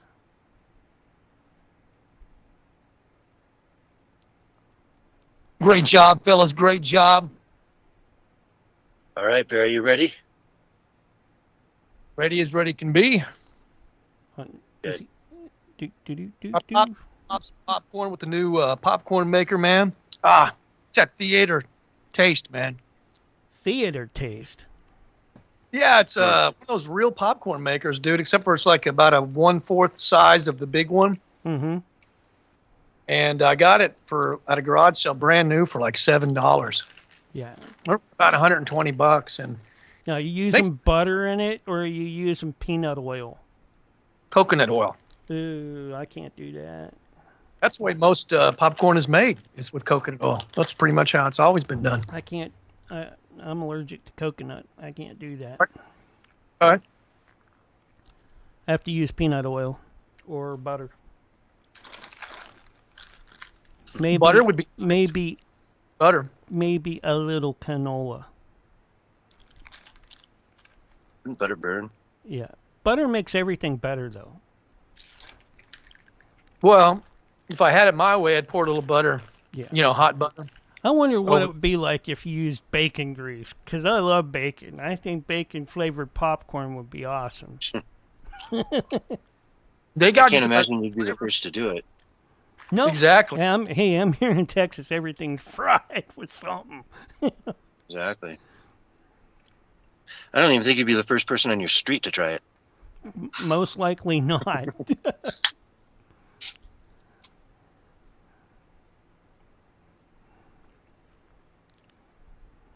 But I broke it out the other day, and I was like, I gotta break this thing in, man. And I've been eating popcorn straight for like a couple of days. I'm sure I'll get over the fad pretty quickly and just do it if I got friends coming over and we're gonna, I don't know, watch a flick or something. Yeah. But it fills that room up with that popcorn smell, and the price was right.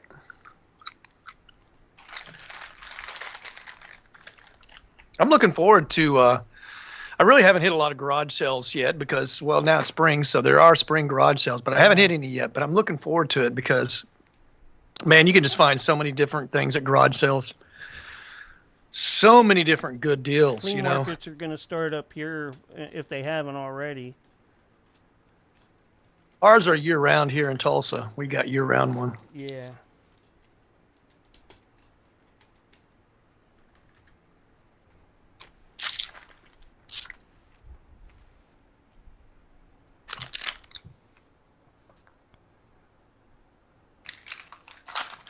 Mm-hmm. Got the little bags, the popcorn bags, and everything came with it.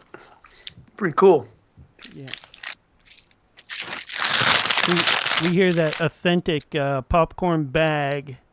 Yeah, sound. I'm giving you the ASMR popcorn. ASMR popcorn bag sounds. Yep. Okay, everybody be quiet. Let's just enjoy the ASMR sounds of me putting my hand in the popcorn bag. Are you ready? 1, 2, 3. Don't do too much of that, or I'm gonna have to change my. Your channel. It's gonna Yeah, be the AS yeah, the ASMR or some other title. Yeah, is this supposed to be relaxing? Yeah. probably for somebody.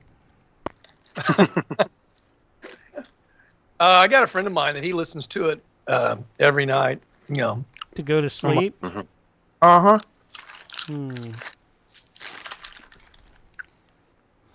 Oh, I find it pretty much annoying, but whatever. I got the Y-Files is my go-to, like, go to sleep channel. Yeah, I AJ just- is pretty cool. I like AJ. Yeah, Yeah. I mean, the thing with talking is sort of at a certain level, and if you get your level Yeah. just right, it's pretty relaxing. I just do rain. And it's interesting enough, but like I've watched so many of his videos, but I've watched like none of them to the end. I like the stuff that he Really? does in the basement. All right, like the Yeah. long interviews. Those are really, really good. He started out not being very popular or successful, and he kind of was like trying to follow a formula. He was told, well, you got to do this, and you got to do that, because he was watching what other YouTubers were doing, and he was just trying to emulate it. And then he just said, man, I'm going to do my thing. And when he did my thing, it started to work. The only thing I don't really like, and again, it's a minor complaint, nothing major. I'm not a big fan of the goldfish, but whatever. Yeah, Hecklefish. Yeah, I could do without him, but whatever. It's not like a deal killer, and it's not like that annoying. It's just I would Yeah. prefer him And- not either. It's normally a sponsorship when Hecklefish comes out, right? Okay. So Yeah. if you just skip over, like 9 times out of 10 when Hecklefish comes on, they'll do their banner back and forth, and it's just a segue into the sponsored. Yeah. Right. So just start skipping through it. Like that's Yeah. what I do. I just skip through it. Yeah. It's the beauty Yeah. of YouTube. It's amazing when I see some of these big YouTube influencers like Joe Rogan or somebody, or Sean Ryan, and he brings these people like him on and others, and they're surprised that like Joe Rogan was a fan. Like Joe Rogan is a fan of that guy, and said he listened to all of his programs and everything. And then I was listening to Mel Gibson on Joe Rogan, and he was talking about how he was a fan and been listening to him for a long time.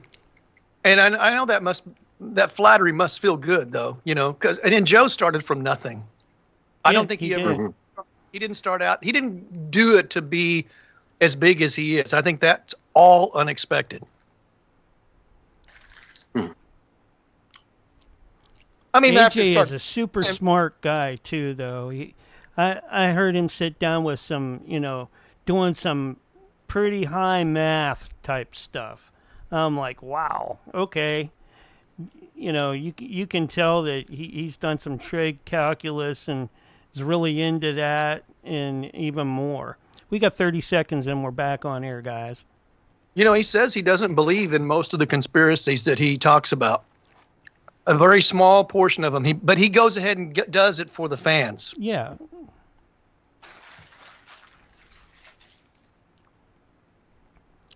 Here you go, guys. Here's your countdown. 5, 4, 3, 2, 1. And you're back live and on the radio side right now. Hello, everyone, and welcome to Hour 2 of the Censorship Sucks Roundtable Radio Show, Wednesday night edition for May 6, 2026. Man, this year is flying by, Barry. May, June, and then boom, July. We are 60 days out from the 4th of July, the 250th anniversary of our country. Bullhorn, Barry, are you going to be psyched up for that or what? Of course, man. I'm a patriot at heart, dude. Love America. Love everything it stands for. I want to see us just keep getting better and better, be more prosperous, and just have more opportunity, be the land of opportunity. So, and we're going to have a lot of things that we got to face as well, like the AI thing that they want to take away our jobs. So we've got to fight and push back against that when that happens. Yeah, you got to take them by the rein and just make them do your job. Yeah, well, as That's long how you know, as they because pay me, that's fine. Like everybody gets Yeah. their own personal robot that represents them, and then they go to work for you, and then you collect their paycheck. I might be all right with that. well, that's exactly what's happening in a lot of these big companies that are, laying people off so they can just put AI robots in their place, right? They're just saying, hey, I'm not going to pay this guy a salary. I'll pay this guy a subscription and use the AI to do this person's job. So, it's happening. And that's the way the money will be made, is that people will figure out ways to use AI to make money, and they'll advance and make, a fortune off of it. And the ones that lose their job to AI and say, they took our job, and just go jump in the pile, they're going to lose out, and they're going to miss out on what's coming. So I think that's kind of the way to look at it, right? Yeah, I think that there's not a blueprint for success as of yet. That's what kind of terrifies me. I want to see something on paper saying this is sort of the path we need to go in order not to, give us no jobs like Bill Gates said, because we're not going to be needed for them. Remember, he said that on Jimmy Kimmel. Mhm. So, Yeah. and they'll decide whether or not, of course, because they're the global elite. And, we got to back down before our reptilian overlords. I was just laughing because I made a really good South Park reference there, and probably 5% of the audience caught it, and the 5% that did is laughing really hard about that. Oh man, I'm not a South Park guy, or I would have laughed. I would at least, even if I thought it was fun, even if I knew you thought it was funny, and I had no idea, I'd have given you a courtesy laugh at least. Yeah, back in the pile, folks. Back in the pile. Anyway, let's talk about some news going on. Well, before we do that, what did you think of that interview with Brent in the last hour? That was interesting, huh? Yeah. Well, nothing new for me with you. I pretty much know most of your positions based on our many 2-3 hour talks and what we've talked about, off air as well. So nothing new to me, but it was interesting to see him kind of try to put you in a corner. That was fun. Okay. I was a little nervous. I'd shot off an email to him last week maybe and said, hey, hold my feet to the fire, really, like, let's do this, like, come at me, bro. And so I was a little nervous because this guy, Brent is, I think the last interview he did, at least the last one I saw, was with, Alan Dershowitz. Yeah. And it was, Alan Dershowitz was like, I could tell he was so impressed with some of the questions he was getting, because he really came at him in a way that Alan just is not used to. And it was very impressive. It was one of the more impressive interviews I've ever seen Brent or Alan Dershowitz involved in. So anyway, in good company. That's it's fun stuff. I just to point it out, I thought you did a great job and you answered well. You defended your case well. As I listened to the interview, I was thinking about maybe how I would answer some of those questions. Some of them I probably wasn't the best person to ask, but I think you had a little bit more information on a few of the issues.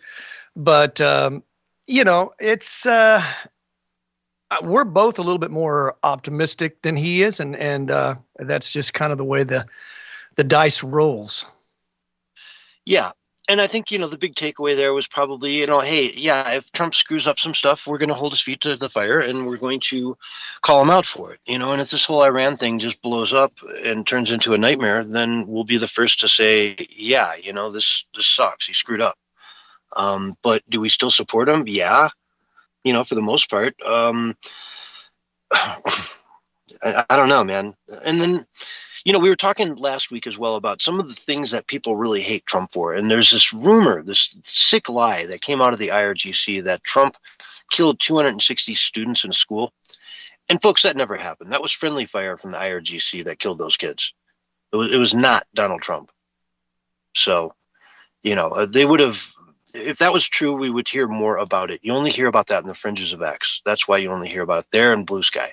You don't hear about it even on CNN and places like that where they don't necessarily cover that because it didn't happen. So anyway, trying to jump into some stories. I guess we can jump right into one of the easier ones here to cover. Just take a second, really. CNN founder, liberal billionaire Ted Turner passed away today. So the guy that brought us CNN did it with, I think, all the best intentions. CNN in the early days was quite good. And then it just fell apart. He let it go. It just went crap. But yeah, no more Ted Turner. Anything you want to say to that, Barry? Well, I think it's tragic when anybody dies. But Yeah. unfortunately, what I'll remember about Ted Turner is him saying that, well, we got to reduce the population by approximately 93%. And then I remember seeing a citizen journalist stop him or try to stop him and ask him a question while he was walking on the street. Well, you said 93%. He goes, no, I have to correct you. It was 89%, as if 89% population reduction is any different from 92 or 93%. Basically, you guys want to reduce the population to nothing, and you're a bunch of psychopaths and lunatics. Anybody that wants to reduce the population, because you can't do it in any other way other than some type of a genocide. Now you could like sort of shroud that in like war or like some sort of other nefarious thing that seems natural, but they're doing it on purpose, if you know what I'm saying. So you can't reduce the population by that amount without being a complete and total super evil person. And so I think these type of people like Ted Turner, Henry Kissinger, Zbigniew Brzezinski, I mean, we could just go down the list, Klaus Schwab, all of these globalists who believe in this massive depopulation plan and massive tyranny over the masses, global government, putting us on a grid. Those people are psychopaths. And I don't want to say anything bad about people right after they died. I think it's tragic that he's dead, but I don't think he's going to be remembered as being a good guy. I mean, even if he's doing his part to lower the population. Well, they think that's a good thing. They really believe. I mean, I don't know how, but they do. Mm-hmm. And how was COVID a dry run for all that? I'll just lay that up to you since we're playing volleyball here and you want me to spike the ball to you. I mean, there's something coming. I mean, there's a collision coming. And I think that because the globalists are still losing pretty much predominantly overall, they will need another cataclysmic, catastrophic crises in order to push their agenda to the next level. So I'm concerned about a cyber pandemic. And of course, they'll blame it on Russia. They'll blame it on China, some hacker. But it will probably be done by their hand, by their evil hand, to usher in their liberal world order, as they call it, or the New World Order. They call it the Great Reset. Whatever you want to label it, it's fine. It's basically total tyranny, full spectrum dominance, world governance. And there may be some limited sovereignty of a nation to begin with before they completely, fully enslave us. They'll need the AI fully in place in order to put everybody on the grid where they can have total, full-blown world governance. Mm-hmm. Yeah, exactly. It's coming. They've got plans, and folks, we're just, in the way. But it's sad. I mean, we really are at a point in history where we can go one of a couple different ways. And if we go down this team left communist, what is it? The socialist democrat, Mamdani plan, it's not going to be a fun place to live. You're just not going to enjoy life the way you know it today. It's going to be much less freedom, much less. I mean, just go look at communist Russia, man. Just go look at it. It was not any kind of place you'd want to live in. You were told what job you're going to have, what you could make, what you could do, how challenged you could be in life. If you're a brilliant mathematician and you want to go do something, they might just say, no, you're digging a hole. You got to dig the hole. You got to crush the rocks. We need ditch diggers in this planet, and you're going to be one. So we don't care how smart you are. In a free market, you go make your own way. You go do your own thing. But yeah, no, we're looking at a path here where things could really change. And I've got a example here. Cory Booker was on MS Now the other day, which used to be MSNBC, but had to scrape the NBC part off in disgrace. And so now there's simply MS Now, a has-been radio show. But all being said and done, Cory Booker is the minority speaker of the House. So let's hear what he has to say. Without any votes from Democrats. $1 billion of public money for a ball one. I'm sorry. I don't have this queued up where I need it to be. Here we go. And the Supreme Court essentially gutting the Voting Rights Act, Louisiana, moving Tennessee, others to get rid of majority black districts in the South and get rid of black representatives in the South. No. how significant is this right now, and where do you diagnose we are as you watch one southern state after another announce their intention to essentially purge their states of their lone black and Democratic representative? Look, I'm just back from Birmingham, Alabama, where people paid for the rights that Americans enjoy right now in sweat, blood, and even death. The hurt and the anguish in that community was palpable, especially because it Blah, was blah, blah. in a convulsive way, repeating. I'm sorry. Basically, let me just quote him here. It's easier. The Supreme Court is another example of an area where most Americans agree. Most Americans agree the highest court in the land should not have the lowest of ethics laws. That billionaires can routinely shower Supreme Court justices with gifts from mobile homes and fancy, expensive vacations. Supreme Court justice shouldn't sit to those benches still ailing, just hoping they can hold on well past perhaps even senility. That's why term limits are a good thing. And so, yeah, we have to think hard about how we're going to reform the court to bring it back into alignment, especially because they're continuing to do things like we saw last week, eviscerate years and years of progress and throw us back to those dark ages. We have people successfully suppressing votes from minority groups, yada, yada, yada. In essence, what he's saying here is we need to pack the courts. Okay. He says, is this a priority of Democrats for getting power, that something must be done? Some changes has to come to the way that this court currently functions. Okay. And yeah, they talk about term limits and say, no. They're going to add 7 or 8 additional seats to the Supreme Court. They're going to pack it with far left radicals like Ketanji Brown, who can't even write a dissent without embarrassing herself, right? Her dissent to this, her lone dissent, was an embarrassment. First-year law students are laughing at it. They're reading it laughing out loud because it's such a joke. It's all about feelings and this and that, and they're going to pack the court, folks. They're going to do it. If they get power once, boom, it's over. The Supreme Court will no longer be looking at any sort of a semblance of balance of power. And they'll say, well, it doesn't have that today. Well, yeah, but it was done legally through the system, the way it's supposed to be done. They just hate the fact that Donald Trump got to appoint, 3 justices so far? And I say so far because he could appoint 2 more, hypothetically, in this term. Very likely 1 more in this term. So he will have a major footprint on this court for years, decades to come. And they hate that. They hate it with the passion of 1,000 fires. And they will do whatever it takes to turn over what the Supreme Court has done and to flip it into something unrecognizable to most Americans today. So I don't know, Barry, what do you say about that?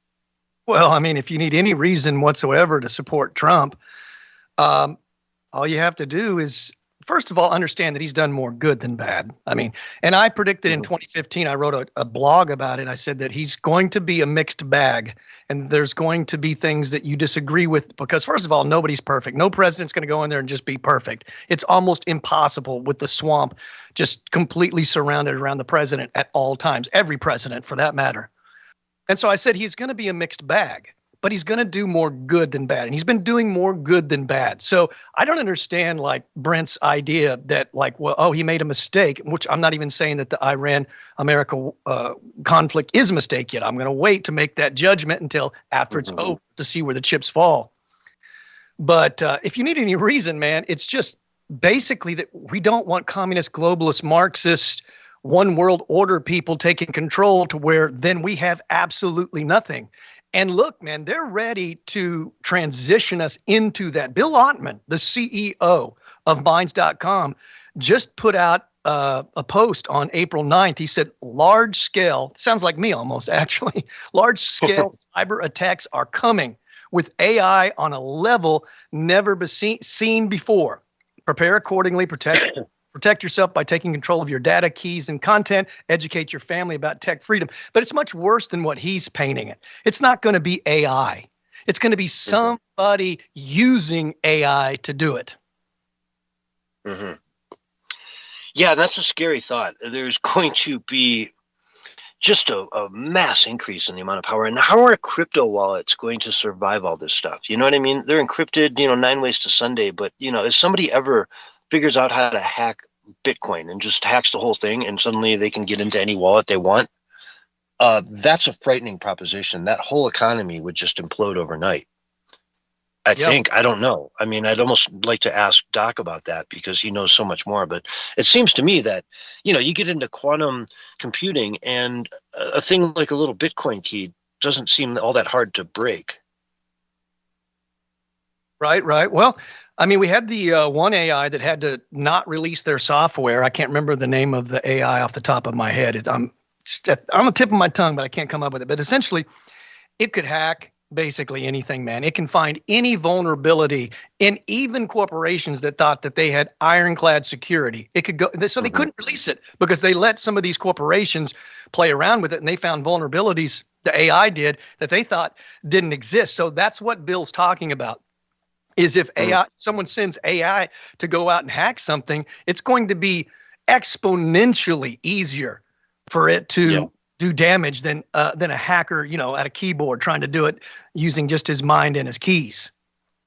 Yeah, we've all seen so many movies where the the hacker gets paid by the corporation to go in and test their systems out and find vulnerabilities and whatnot. And now, that gets replaced by AI, which can go at it, 24 hours a day at the speed of light from every single direction simultaneously, whereas a human hacker can only do so much, but AI can live a lifetime in 24 hours, come back and just tell you your whole system is broken beyond repair. I mean, it's the perfect excuse for nefarious forces to use AI and then blame AI instead of allowing us to cast the blame on them. Because see, the more that they can let AI be autonomous, the more they can exonerate themselves from their nefarious shenanigans. Yeah, they can call it white hat and have some black hat in the background, but mostly paint themselves at least as being white hat hackers who, the difference being white hat hackers are the ones that are trying to work for the company to help them find vulnerabilities and not exploit them. Black hat hackers exploit them and take the money and move to Bahamas. Yeah, and I wrote a post on social media called "When AI Goes Rogue," and because I was doing some late night musing, and I was like, that's really strange that AI is going rogue and trying to find ways to, protect itself, keep itself alive, and then I thought, wow, it's not real. So why is it doing that? And I came to the conclusion that it's been programmed to do that. And the programmers wanted to see what the capacity and the capabilities of AI was. And so they let it see, they gave it the capability to do it. They programmed it in there. Do you see what I'm saying? And now they can say, oh, it went rogue. Oh, they had send out a whole bunch of drones or something. Some Democrat president does, and they send out drones to, supposedly shoot down some terrorists, and they end up shooting, thousands of civilians, and on purpose, of course. And then they can go, oh, well, the AI went rogue. It kind of it was a programming malfunction, and then nobody ever gets held accountable for it. So they exactly. And that's the key, Barry. But on that note, we've got to take a break. Folks, this is the Censorship Sucks Roundtable radio show. We'll be right back after these messages. All right, we're on radio break, fellas. All right. This is a rocking show tonight, I'm telling you. Going by quick. That's always a good sign. Yeah, the more I think about it, the more I'm very concerned about AI. I see the potential for good. Don't even get me wrong. And I love that part of it. But man, there's really nothing being laid out, to protect us at this point. Not really. You know what I'm saying? They did pull back. They didn't allow that version of AI to go out because then anybody could just go in and hack NASA or the government or the Pentagon or anybody, right? So that was a protective action, but they waited to do it until the last minute. So I'm really concerned. It seems like we're moving very fast with AI without really. I'm most concerned about protecting the people. That's what I'm concerned about, us, protecting all of us, we the people, and letting it be used for us and not against us. Yeah. Well, you missed the first hour over there, Great Conspiracy. Should have been here earlier. I know you're a bit late, but the first hour we had Brent Hamachek taking and interviewing CS. So you're going to have to catch that for your encores and put it in your little rotation. Don't forget. It made me realize how much easier it is to interview someone than it is to be interviewed. Yeah. Because, I mean, I could ask Brent like 2 questions and off we go. That's an hour done. Here's the thing too about the difference between, you being interviewed and someone like what was his name? I can't remember. But anyways, when you have someone big, they're going to give a list of things that you can and cannot ask. All right. You, on the other hand, you just said, "Come on, bring it on." Yeah. Okay. Both are good, and there's times and places for that. But Alan Dershowitz, I'm sure that Brent had a list of things he could and could not ask before taking and being accepted to that kind of interview. He probably worded it a little differently, subjects I'd like to talk about and things I'd rather not. Mm-hmm. Like Alan, what were you doing over at Epstein's Island, man? Were you hanging out with him? He's a law attorney too, so he's going to have it in a format. Well, you also want to be careful asking a guy like that things that could get you in trouble. Yep. But anytime you get a big name like that, you're going to get a list of cans and can'ts, do's and don'ts. I should have done that with Brent. Like, just send him a giant list of things he can't talk about. He would have laughed. He would have looked. He was like, "Are you really serious? Come on, Brent knows you better than that, and so do we. Come on, even our listeners know you better than that."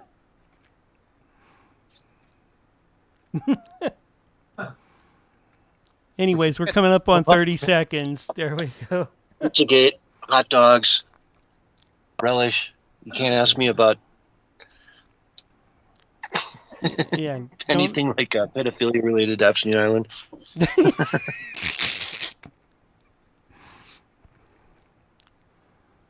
Yeah.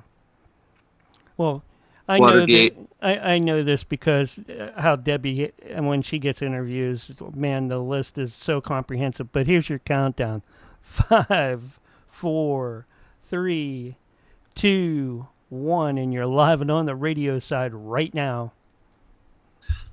Hello, everyone, and welcome back to Hour 2 of the Censorship Sucks Roundtable Radio Show, Wednesday night edition.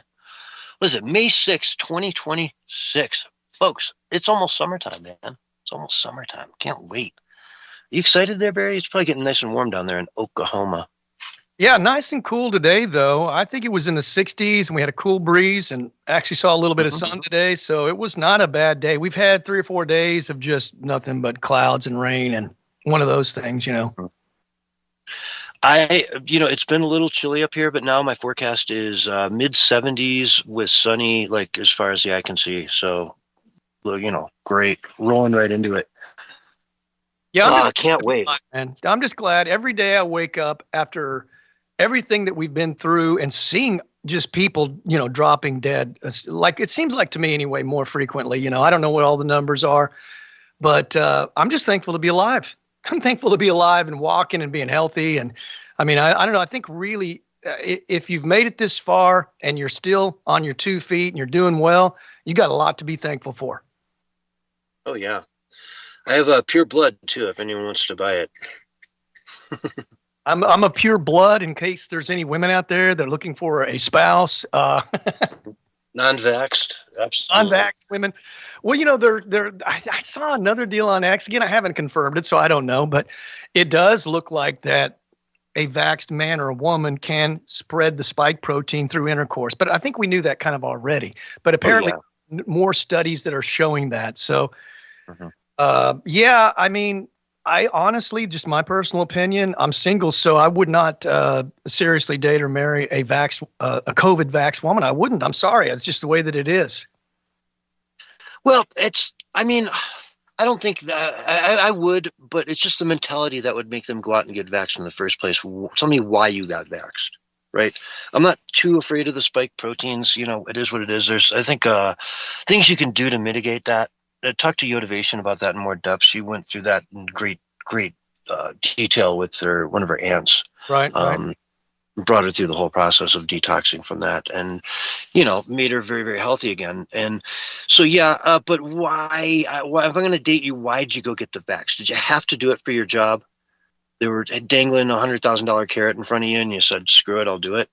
Or did you just really wake up one day and say, man, that Fauci guy's great? I watched Stephen Colbert last night and he convinced me to go get the vax with his dance and song. And so here we go. I'm down. Right.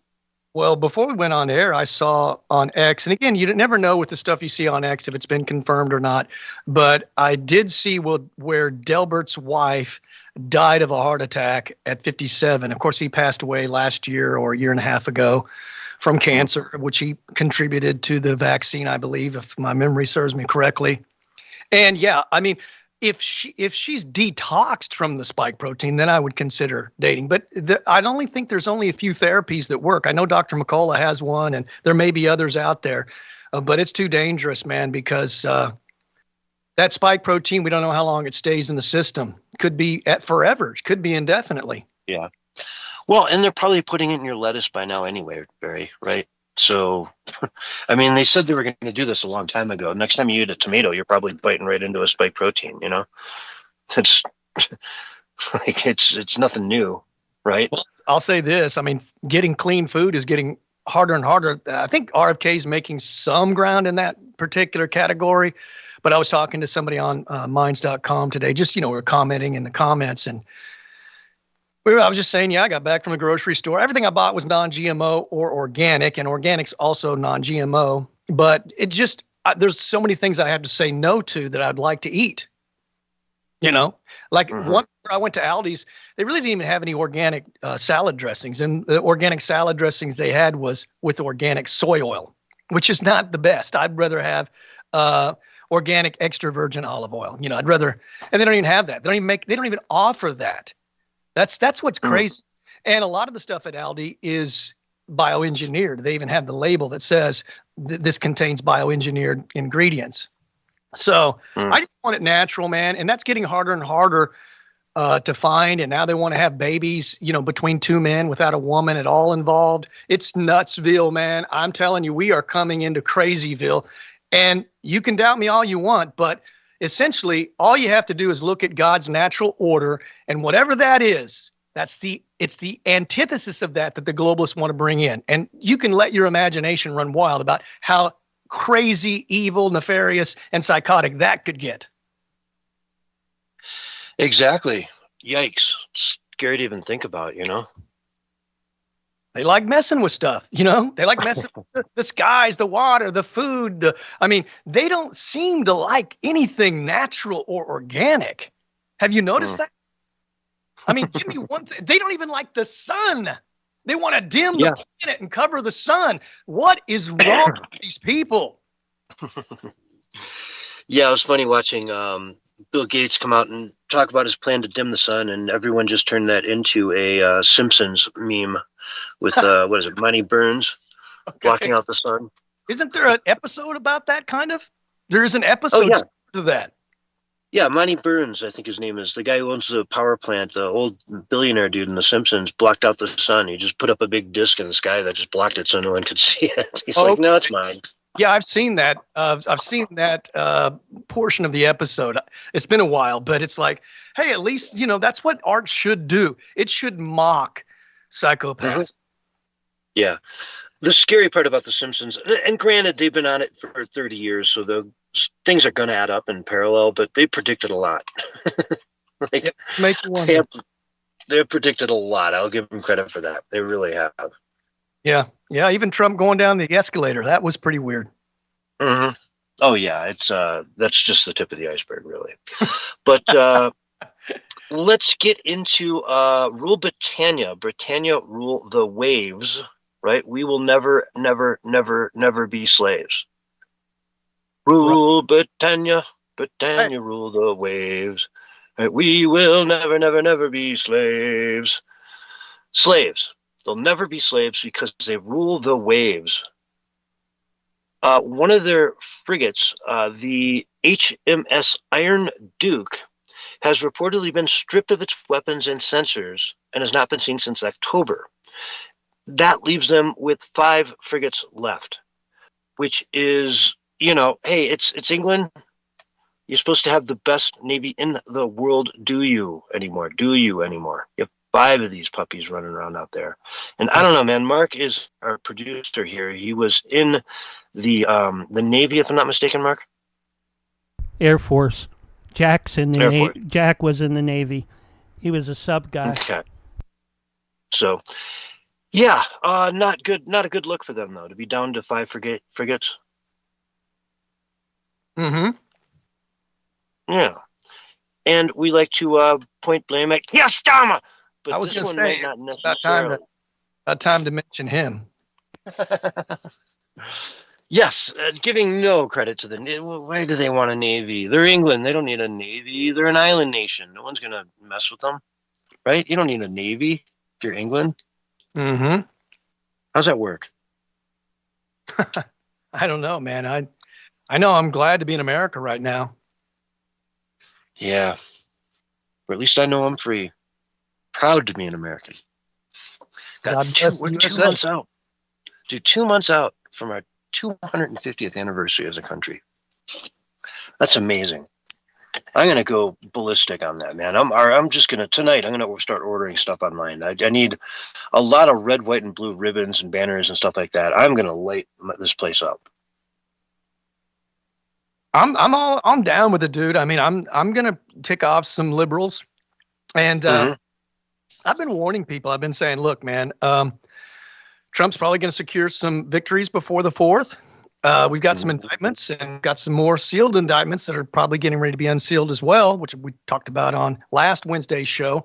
So the far lunatic left is going to be agitated beyond all we could possibly imagine. And add that to celebrating America, which they hate and want to destroy to usher in their just dystopian liberal world order.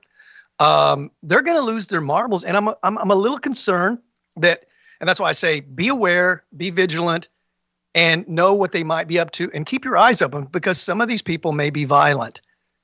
So if you see something, say something, as they say. If you see something suspicious, report it to somebody, because these people might try blowing up some stuff, man. I'm serious. These people, nothing would surprise me. I mean, listen to the people on X, the way they talk about Trump and MAGA. And I want all of you to die. I posted one just the other day where she said, I want to, I support, she said, 8647. And she had a bunch of kind, compassionate words for all of us as well. So they're nuts, man. And who knows what they might try. We've seen the tactics that they've used before, and maybe they're going to amp that up, because they come 4th, they're going to know they're losing. Oh no, they are. They're going to ramp it up. There's no way around it at this point. This stuff, and I called it when last week when we were talking about the 3rd, 4th, 5th assassination attempt on Donald Trump, right, at the Correspondents' Dinner, that it's going to get ramped up a lot more. I just saw clip today from Wesley Winter, who's a British YouTuber who, is always out at different events. He goes around. I've seen so many of his clips in the past, and he got his butt kicked in France, and he went to Paris on May Day and just got pummeled. They broke his eye socket. They beat him, to a pulp. I mean, I'm looking at a picture of him here. He got beaten to a pulp, and he can't even remember half the day, right? It was that traumatic. He doesn't. They knocked his memory loose.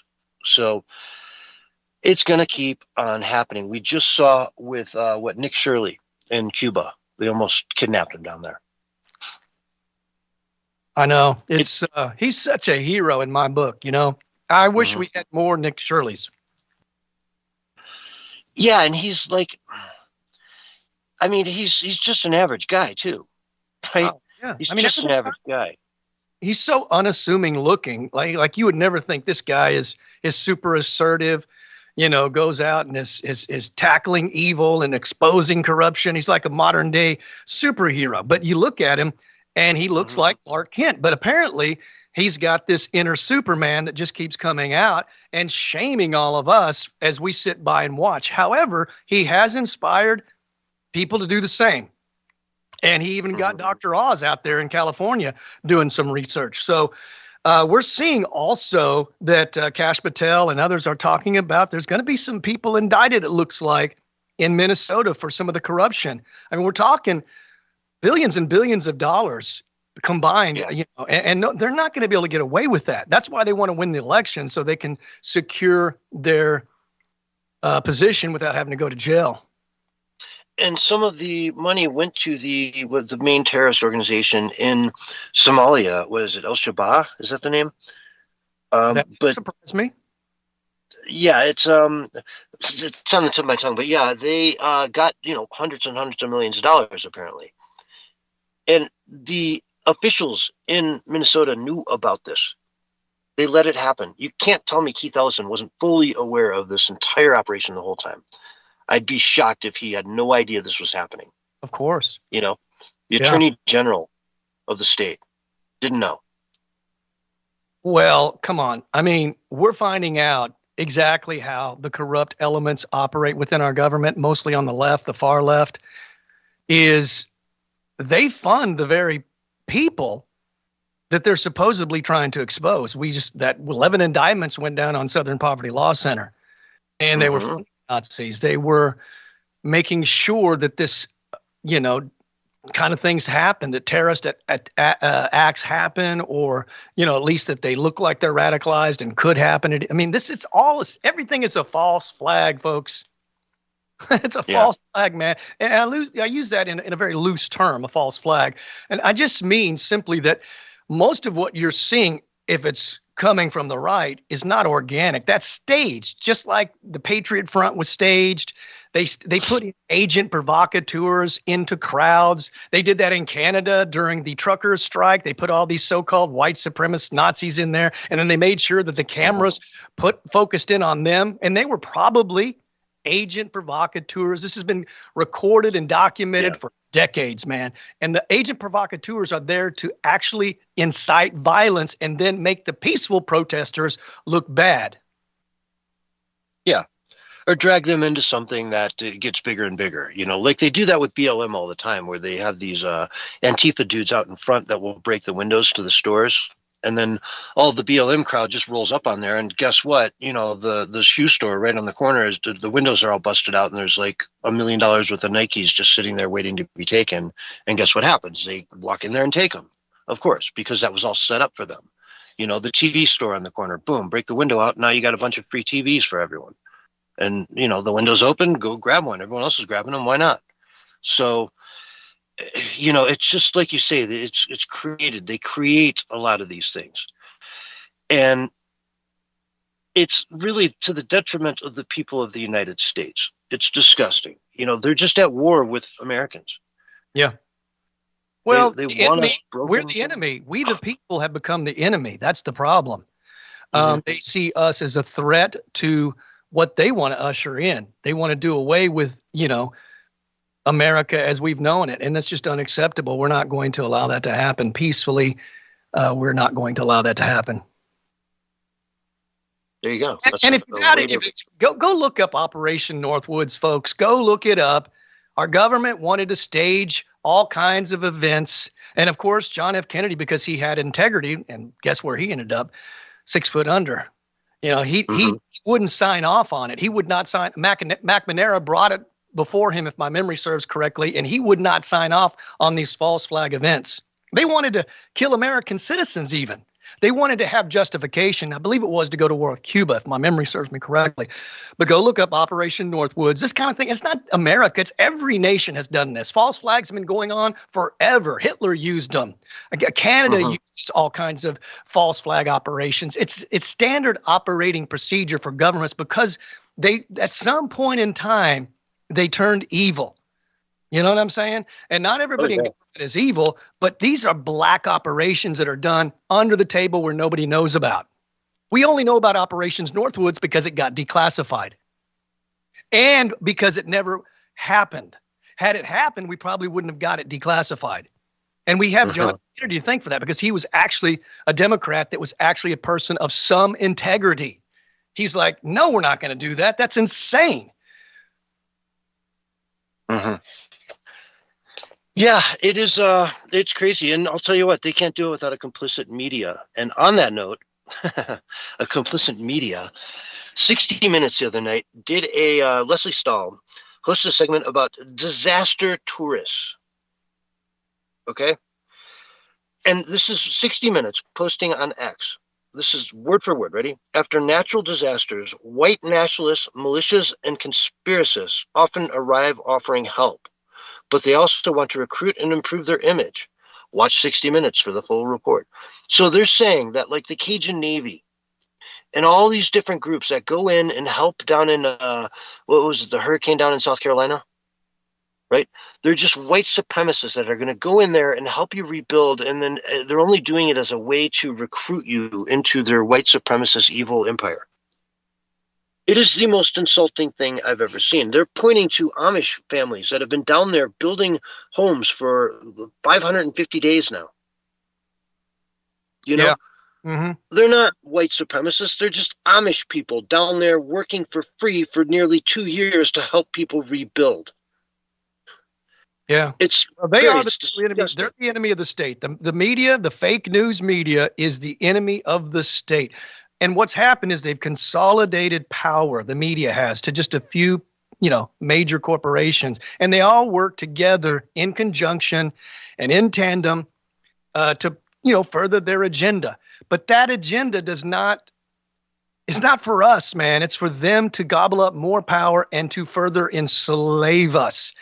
And only reason we're at this point now with Trump is because we've pushed back. We fought back peacefully and civilly, legally, lawfully. And that's why we're at the place we're at now. But I think that the dark side of the force, so to speak, is going to go to new levels, man. And that's why I think the cyber pandemic is a real threat right now. So if it happens, I say question whatever the official narrative is, because I believe the official narrative will be an outright lie. Yeah. And remember, it came out afterwards that it turned out FEMA had instructed people to avoid homes with any kind of MAGA, signs out front. You know what I mean? If it had a Donald Trump sticker on their car, just avoid that house.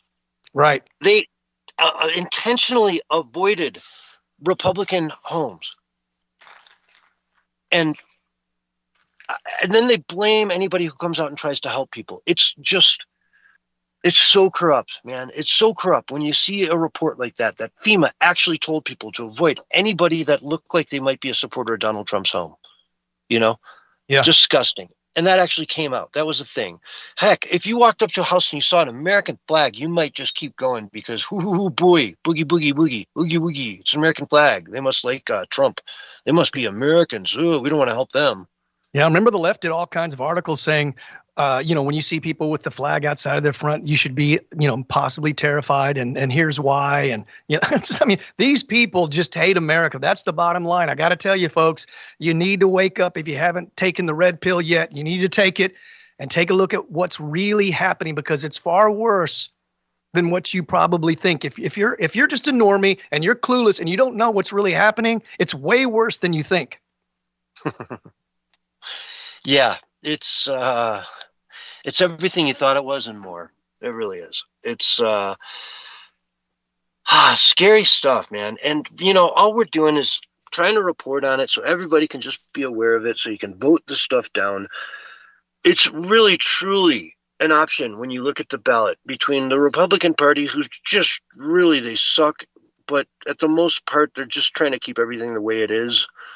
If you woke up today and you thought today was fine, okay, there you go. That's your party. If you want to fundamentally change and progress towards something completely different, vote for a progressive. Don't ask them what they want to progress to. Just know that they're a progressive and they'll change everything.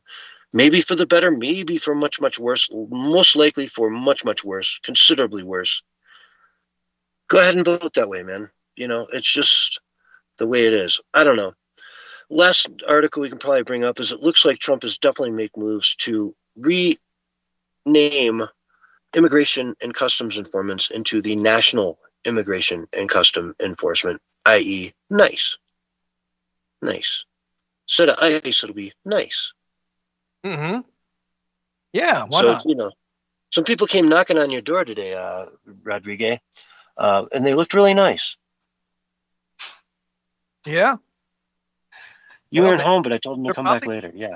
pretty nice as long as you're not breaking the law. Yeah, they were nice.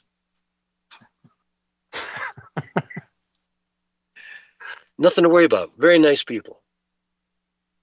Yeah. But, Yeah, I mean, hey, just don't obstruct, don't get in their way, let them do their job to protect us and keep us safe and the streets safe, and everything will be grand. and I think this hits on something that maybe Brent and I were talking about. Some of his disdain maybe towards Trump is this trolling that goes on. Yeah. Yeah. And it is immature. It is childish. It is foolish to rename ICE into NICE. to get the opponents to, whatever. I don't care. I think it's funny. I think it's funny too. I'm laughing. Yeah. I got no problem with it. If you control them and make them cry and we can drink their liberal tears, then I'm all for it. Yeah, and I'm hoping that we make liberals cry again 2026. It probably wouldn't be a cry, it'd be more like a scream from all the lunatic leftists that I've seen on X. When they lose, they don't cry. They lose their marbles. They scream, they shout, their eyeballs pop out. They smoke out of their ears. It's pretty dramatic. Yeah. Yeah, it is. Now, we've got about a minute and a half left, Barry. Is there any last thing you wanted to touch on before we end the show here? Yeah, I would just say that figuratively speaking, we are headed towards a collision. This is going to be a massive collision, and one side is going to rise out of the dust and the ashes as the victor, not necessarily the final victor. This is just one moment where the two worlds are colliding. This will probably happen multiple times before we have our ultimate victory, but we are moving towards a collision course right now where basically good and evil are about to just collide, and it is going to be a massive tremor from that. And out of that, one side is going to gain some more ground. And so just be ready for that. Another collision is coming. And like I said at the very beginning of the year, things are going to move rapidly. Things are going to move fast. We're going to have rapid change. We're going to have lots of struggles, but we're also going to have lots of victories. I stick to that. I believe that's pretty much what's happening now and will continue to happen throughout the rest of the year. And you can find me over on X Bullhorn Barry. I was just going to ask you where people can find you. Over on X, Bullhorn Barry, and you're blowing up over there. You're getting, I thought I saw Elon poke you the other day. Oh, yeah, I'm sure he is, yeah. Now, I've been poking him a little bit because he keeps talking about, we're going to Mars and the moon and how great it's going to be, and we're going to colonize. I'm like, I don't think that sounds too great to me. I heard somewhere that he's got a $1 trillion bonus if he can put 1 million people on Mars by some crazy amount of years out in the future. So basically in his lifetime, 1 million person colony on Mars. Maybe all the trillion. murderers, pedophiles, rapists, multiple murderers, rapists, and pedophiles. Take it to jail like Australia. I love it. But anyway, folks, we are out of time. We'll be right back with more from our producer, DREAGUS Productions, right after these messages. Otherwise, we will see you on Sunday night. Take care. Thanks for listening. Great job, guys. Great job. Yeah, the million in the moon. We got Nancy coming in. Nancy's coming in to fill in for Jack tonight. It's going to be good. So cool. Can you imagine? Yeah. Just take all the worst felons on the entire planet and just send them up to Mars. Good idea. And then just change the name to Australia because that's what the British did in Australia before. They shipped all their criminals to Australia. So it was a penal colony. It was a penal colony. Yeah. Anyways, I'm gonna let you guys go and get Nancy up and running. All right. Thanks, Barry. You guys take care and have a great night. I'll get this up and out like I always do. See you. Yep. Have a great week. You too. All right. Time to get the Vixen's Vault. Not Vixen's Vault, but time to get Paranormal Intelligence Agency up and running. Tonight's host will be the host from Vixen's Vault, Miss Nancy Planeta. Let me get Nance in here.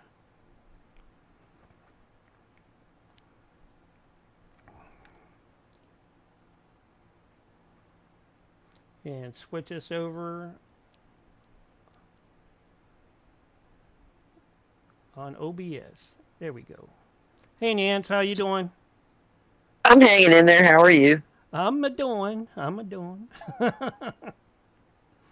Yeah. This will also give us time to work out how to get Soma in for your show tonight. I hope so, because I mean, I don't think she's thinking. She's like, okay. I gave her the Teams link, and I'm thinking to myself, I went to message her back and say, hey, are you on Teams already? Because literally, you got to set it up. If you're not, but me in the interim, she had put the message, gonna take a nap now. I'm like, okay. Yeah. I looked in there and there's like so many Somas. It's crazy. But anyways, what you going to talk about for Jack's show tonight, Nance?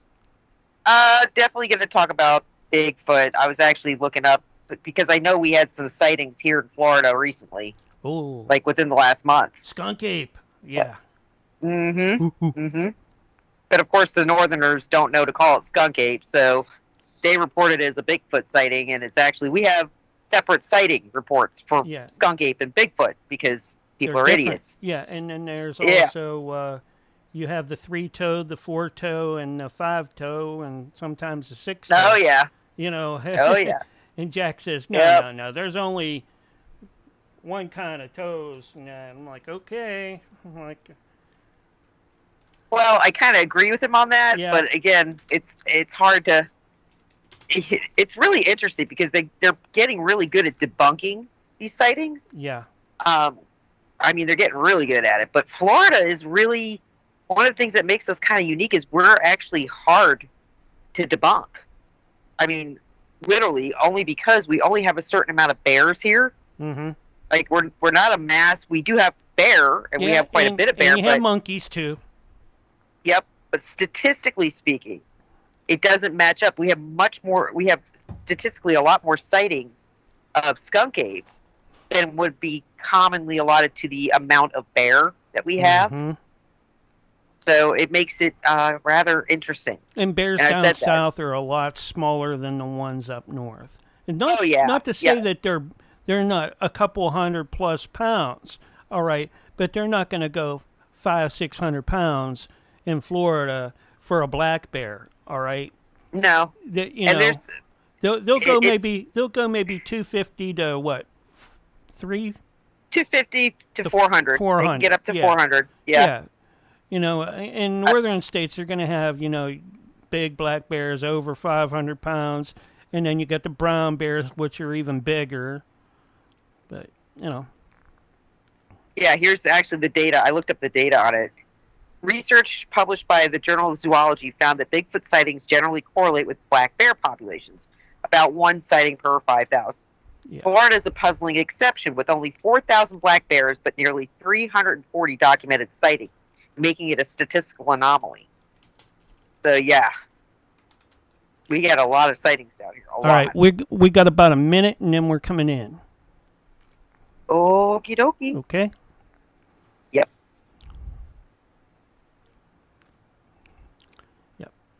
But it sounds really good. Yeah, we had Vic Cundiff in last week. And, yeah, no, I know. And Vic's awesome. I love how he, talks to folks. We got 30 seconds. That was an awesome interview, and I hope Jack has him back soon. But here's your countdown for Jack's show. 5, 4, 3, 2, 1. And you're live and on the radio side for the very first time tonight, right now. Welcome, everybody, to the Paranormal Intelligence Agency Radio. I am sitting in for your host this evening. Jack had some family business to take care of, so I have very, very, how do you say, humbly accepted to sit in for him. I, of course, am your hostess. My name is Nancy Planetto, or Wiccan Vixen, whichever one you want to call me by. I'm probably more well known under my pseudonym, Wiccan Vixen. However, either one will work. I'd like to welcome everybody to the show. Today's date is May the 6th, 2026. It is 8:01 p.m. Eastern Daylight Time. I hope you all have had a good week. I know Jack had a great show last week. In fact, I unfortunately had to miss my show last week, but I did catch the end of his show, and it was really, really well done. So kudos to you, Jack. Nice effort bringing forth the really good information on these shows, because I know it can be hit or miss. And it's funny because I was talking to our producer before I came on there. He goes, what do you think you're going to do it on tonight? I was like, you know what? I think I'm going to lean into Bigfoot, only because, Jack is in, I believe, the Midwest, and I live in Florida, which of course is the Southeast. And yet Florida is actually number 3 in the nation for Bigfoot sightings. And people don't realize that. When they think of Florida, they think of beaches, palm trees, and there's an entire side of Florida that most people have no clue exists. It is an agricultural powerhouse, as well as a major cattle. Our cattle industry is very big down here. And then, of course, you've got the fact that we have multiple, we don't just have a rainforest insofar as the Everglades, but we have multiple forests in the state. We've got the Ocala National Forest. We've got the Apalachicola Forest. There's several. Oh my gosh, you got the Green Swamp Forest, multiple forests. And they're not like the northern forest. We don't have the towering trees. The foliage is incredibly dense. So it is a very thick area to get through. I think, if I remember right, because I've been through Ocala National multiple times, and most of Ocala National is pine. But they're so close together. It's not like you have like stepping area between, and then of course you've got all the fern and the native Floridian growth in between the pines. So it's not like a northern forest. Walking through it, it's kind of like at your own risk, because God knows what you're going to step on. No joke. It's like 4th floor, snake, gotta move. But that in mind, I think what got me started on this thought process tonight was the fact that I've noticed that when it comes to cryptozoology, science has gotten better and better at debunking cryptozoology. But what makes me really kind of interested in that fact, people would say, well, because it's a fanciful science. No, it's really not a fanciful science. There's a lot of it that is actually based in not just history, but in fact. But I think it's interesting that science has kind of targeted in. Don't you guys find the timing just really kind of weird? Especially given that at the same time, all of a sudden science, and this is, of course, you have to remember, this is government-sponsored science, has targeted in on things like UFOlogy, cryptozoology. Sorry, I had something stuck in my throat. So I find it, just really weird that they are being targeted simultaneously. The only thing that's not really being publicly targeted would be ghost hunting or the paranormal in that realm, but yet it is, because we're seeing more and more studies now about life after death and how long does the body survive and what is exactly the electrical current that actually powers your body. What does it do? Could it be, basically intelligent energy? All of these things are explaining things through quantum physics. All of these things are suddenly becoming a kind of mainstream within science, which, trust me, guys, I'm an old goat. I have been around a long time. And I can tell you, these things were not mainstream when I was younger. These things were like, you were looked at like you had 50 heads when I was younger, or you were really bored, or you needed to be put on medication. You did not go around talking about these things. Producer Mark, you might remember back in the late 80s, early 90s, did you talk about, gee, I saw a ghost? Or, gee, I saw a UFO? did you ever hear people commonly say that or talk about things like that? Oh no, especially from the area I'm from. I No. come from a big Amish area. All right. So Yep. yeah, but folklore was huge. That's the thing. That's what kills me with this whole, I guess you could say, hush, hush on what you witnessed or what you thought you witnessed. Because again, it's embedded in the folklore worldwide. It's not just here in the States. I mean, worldwide, across cultures, bar none, there's folklore about this. Even the most analytical cultures, the Chinese, the Japanese, the ones you would have no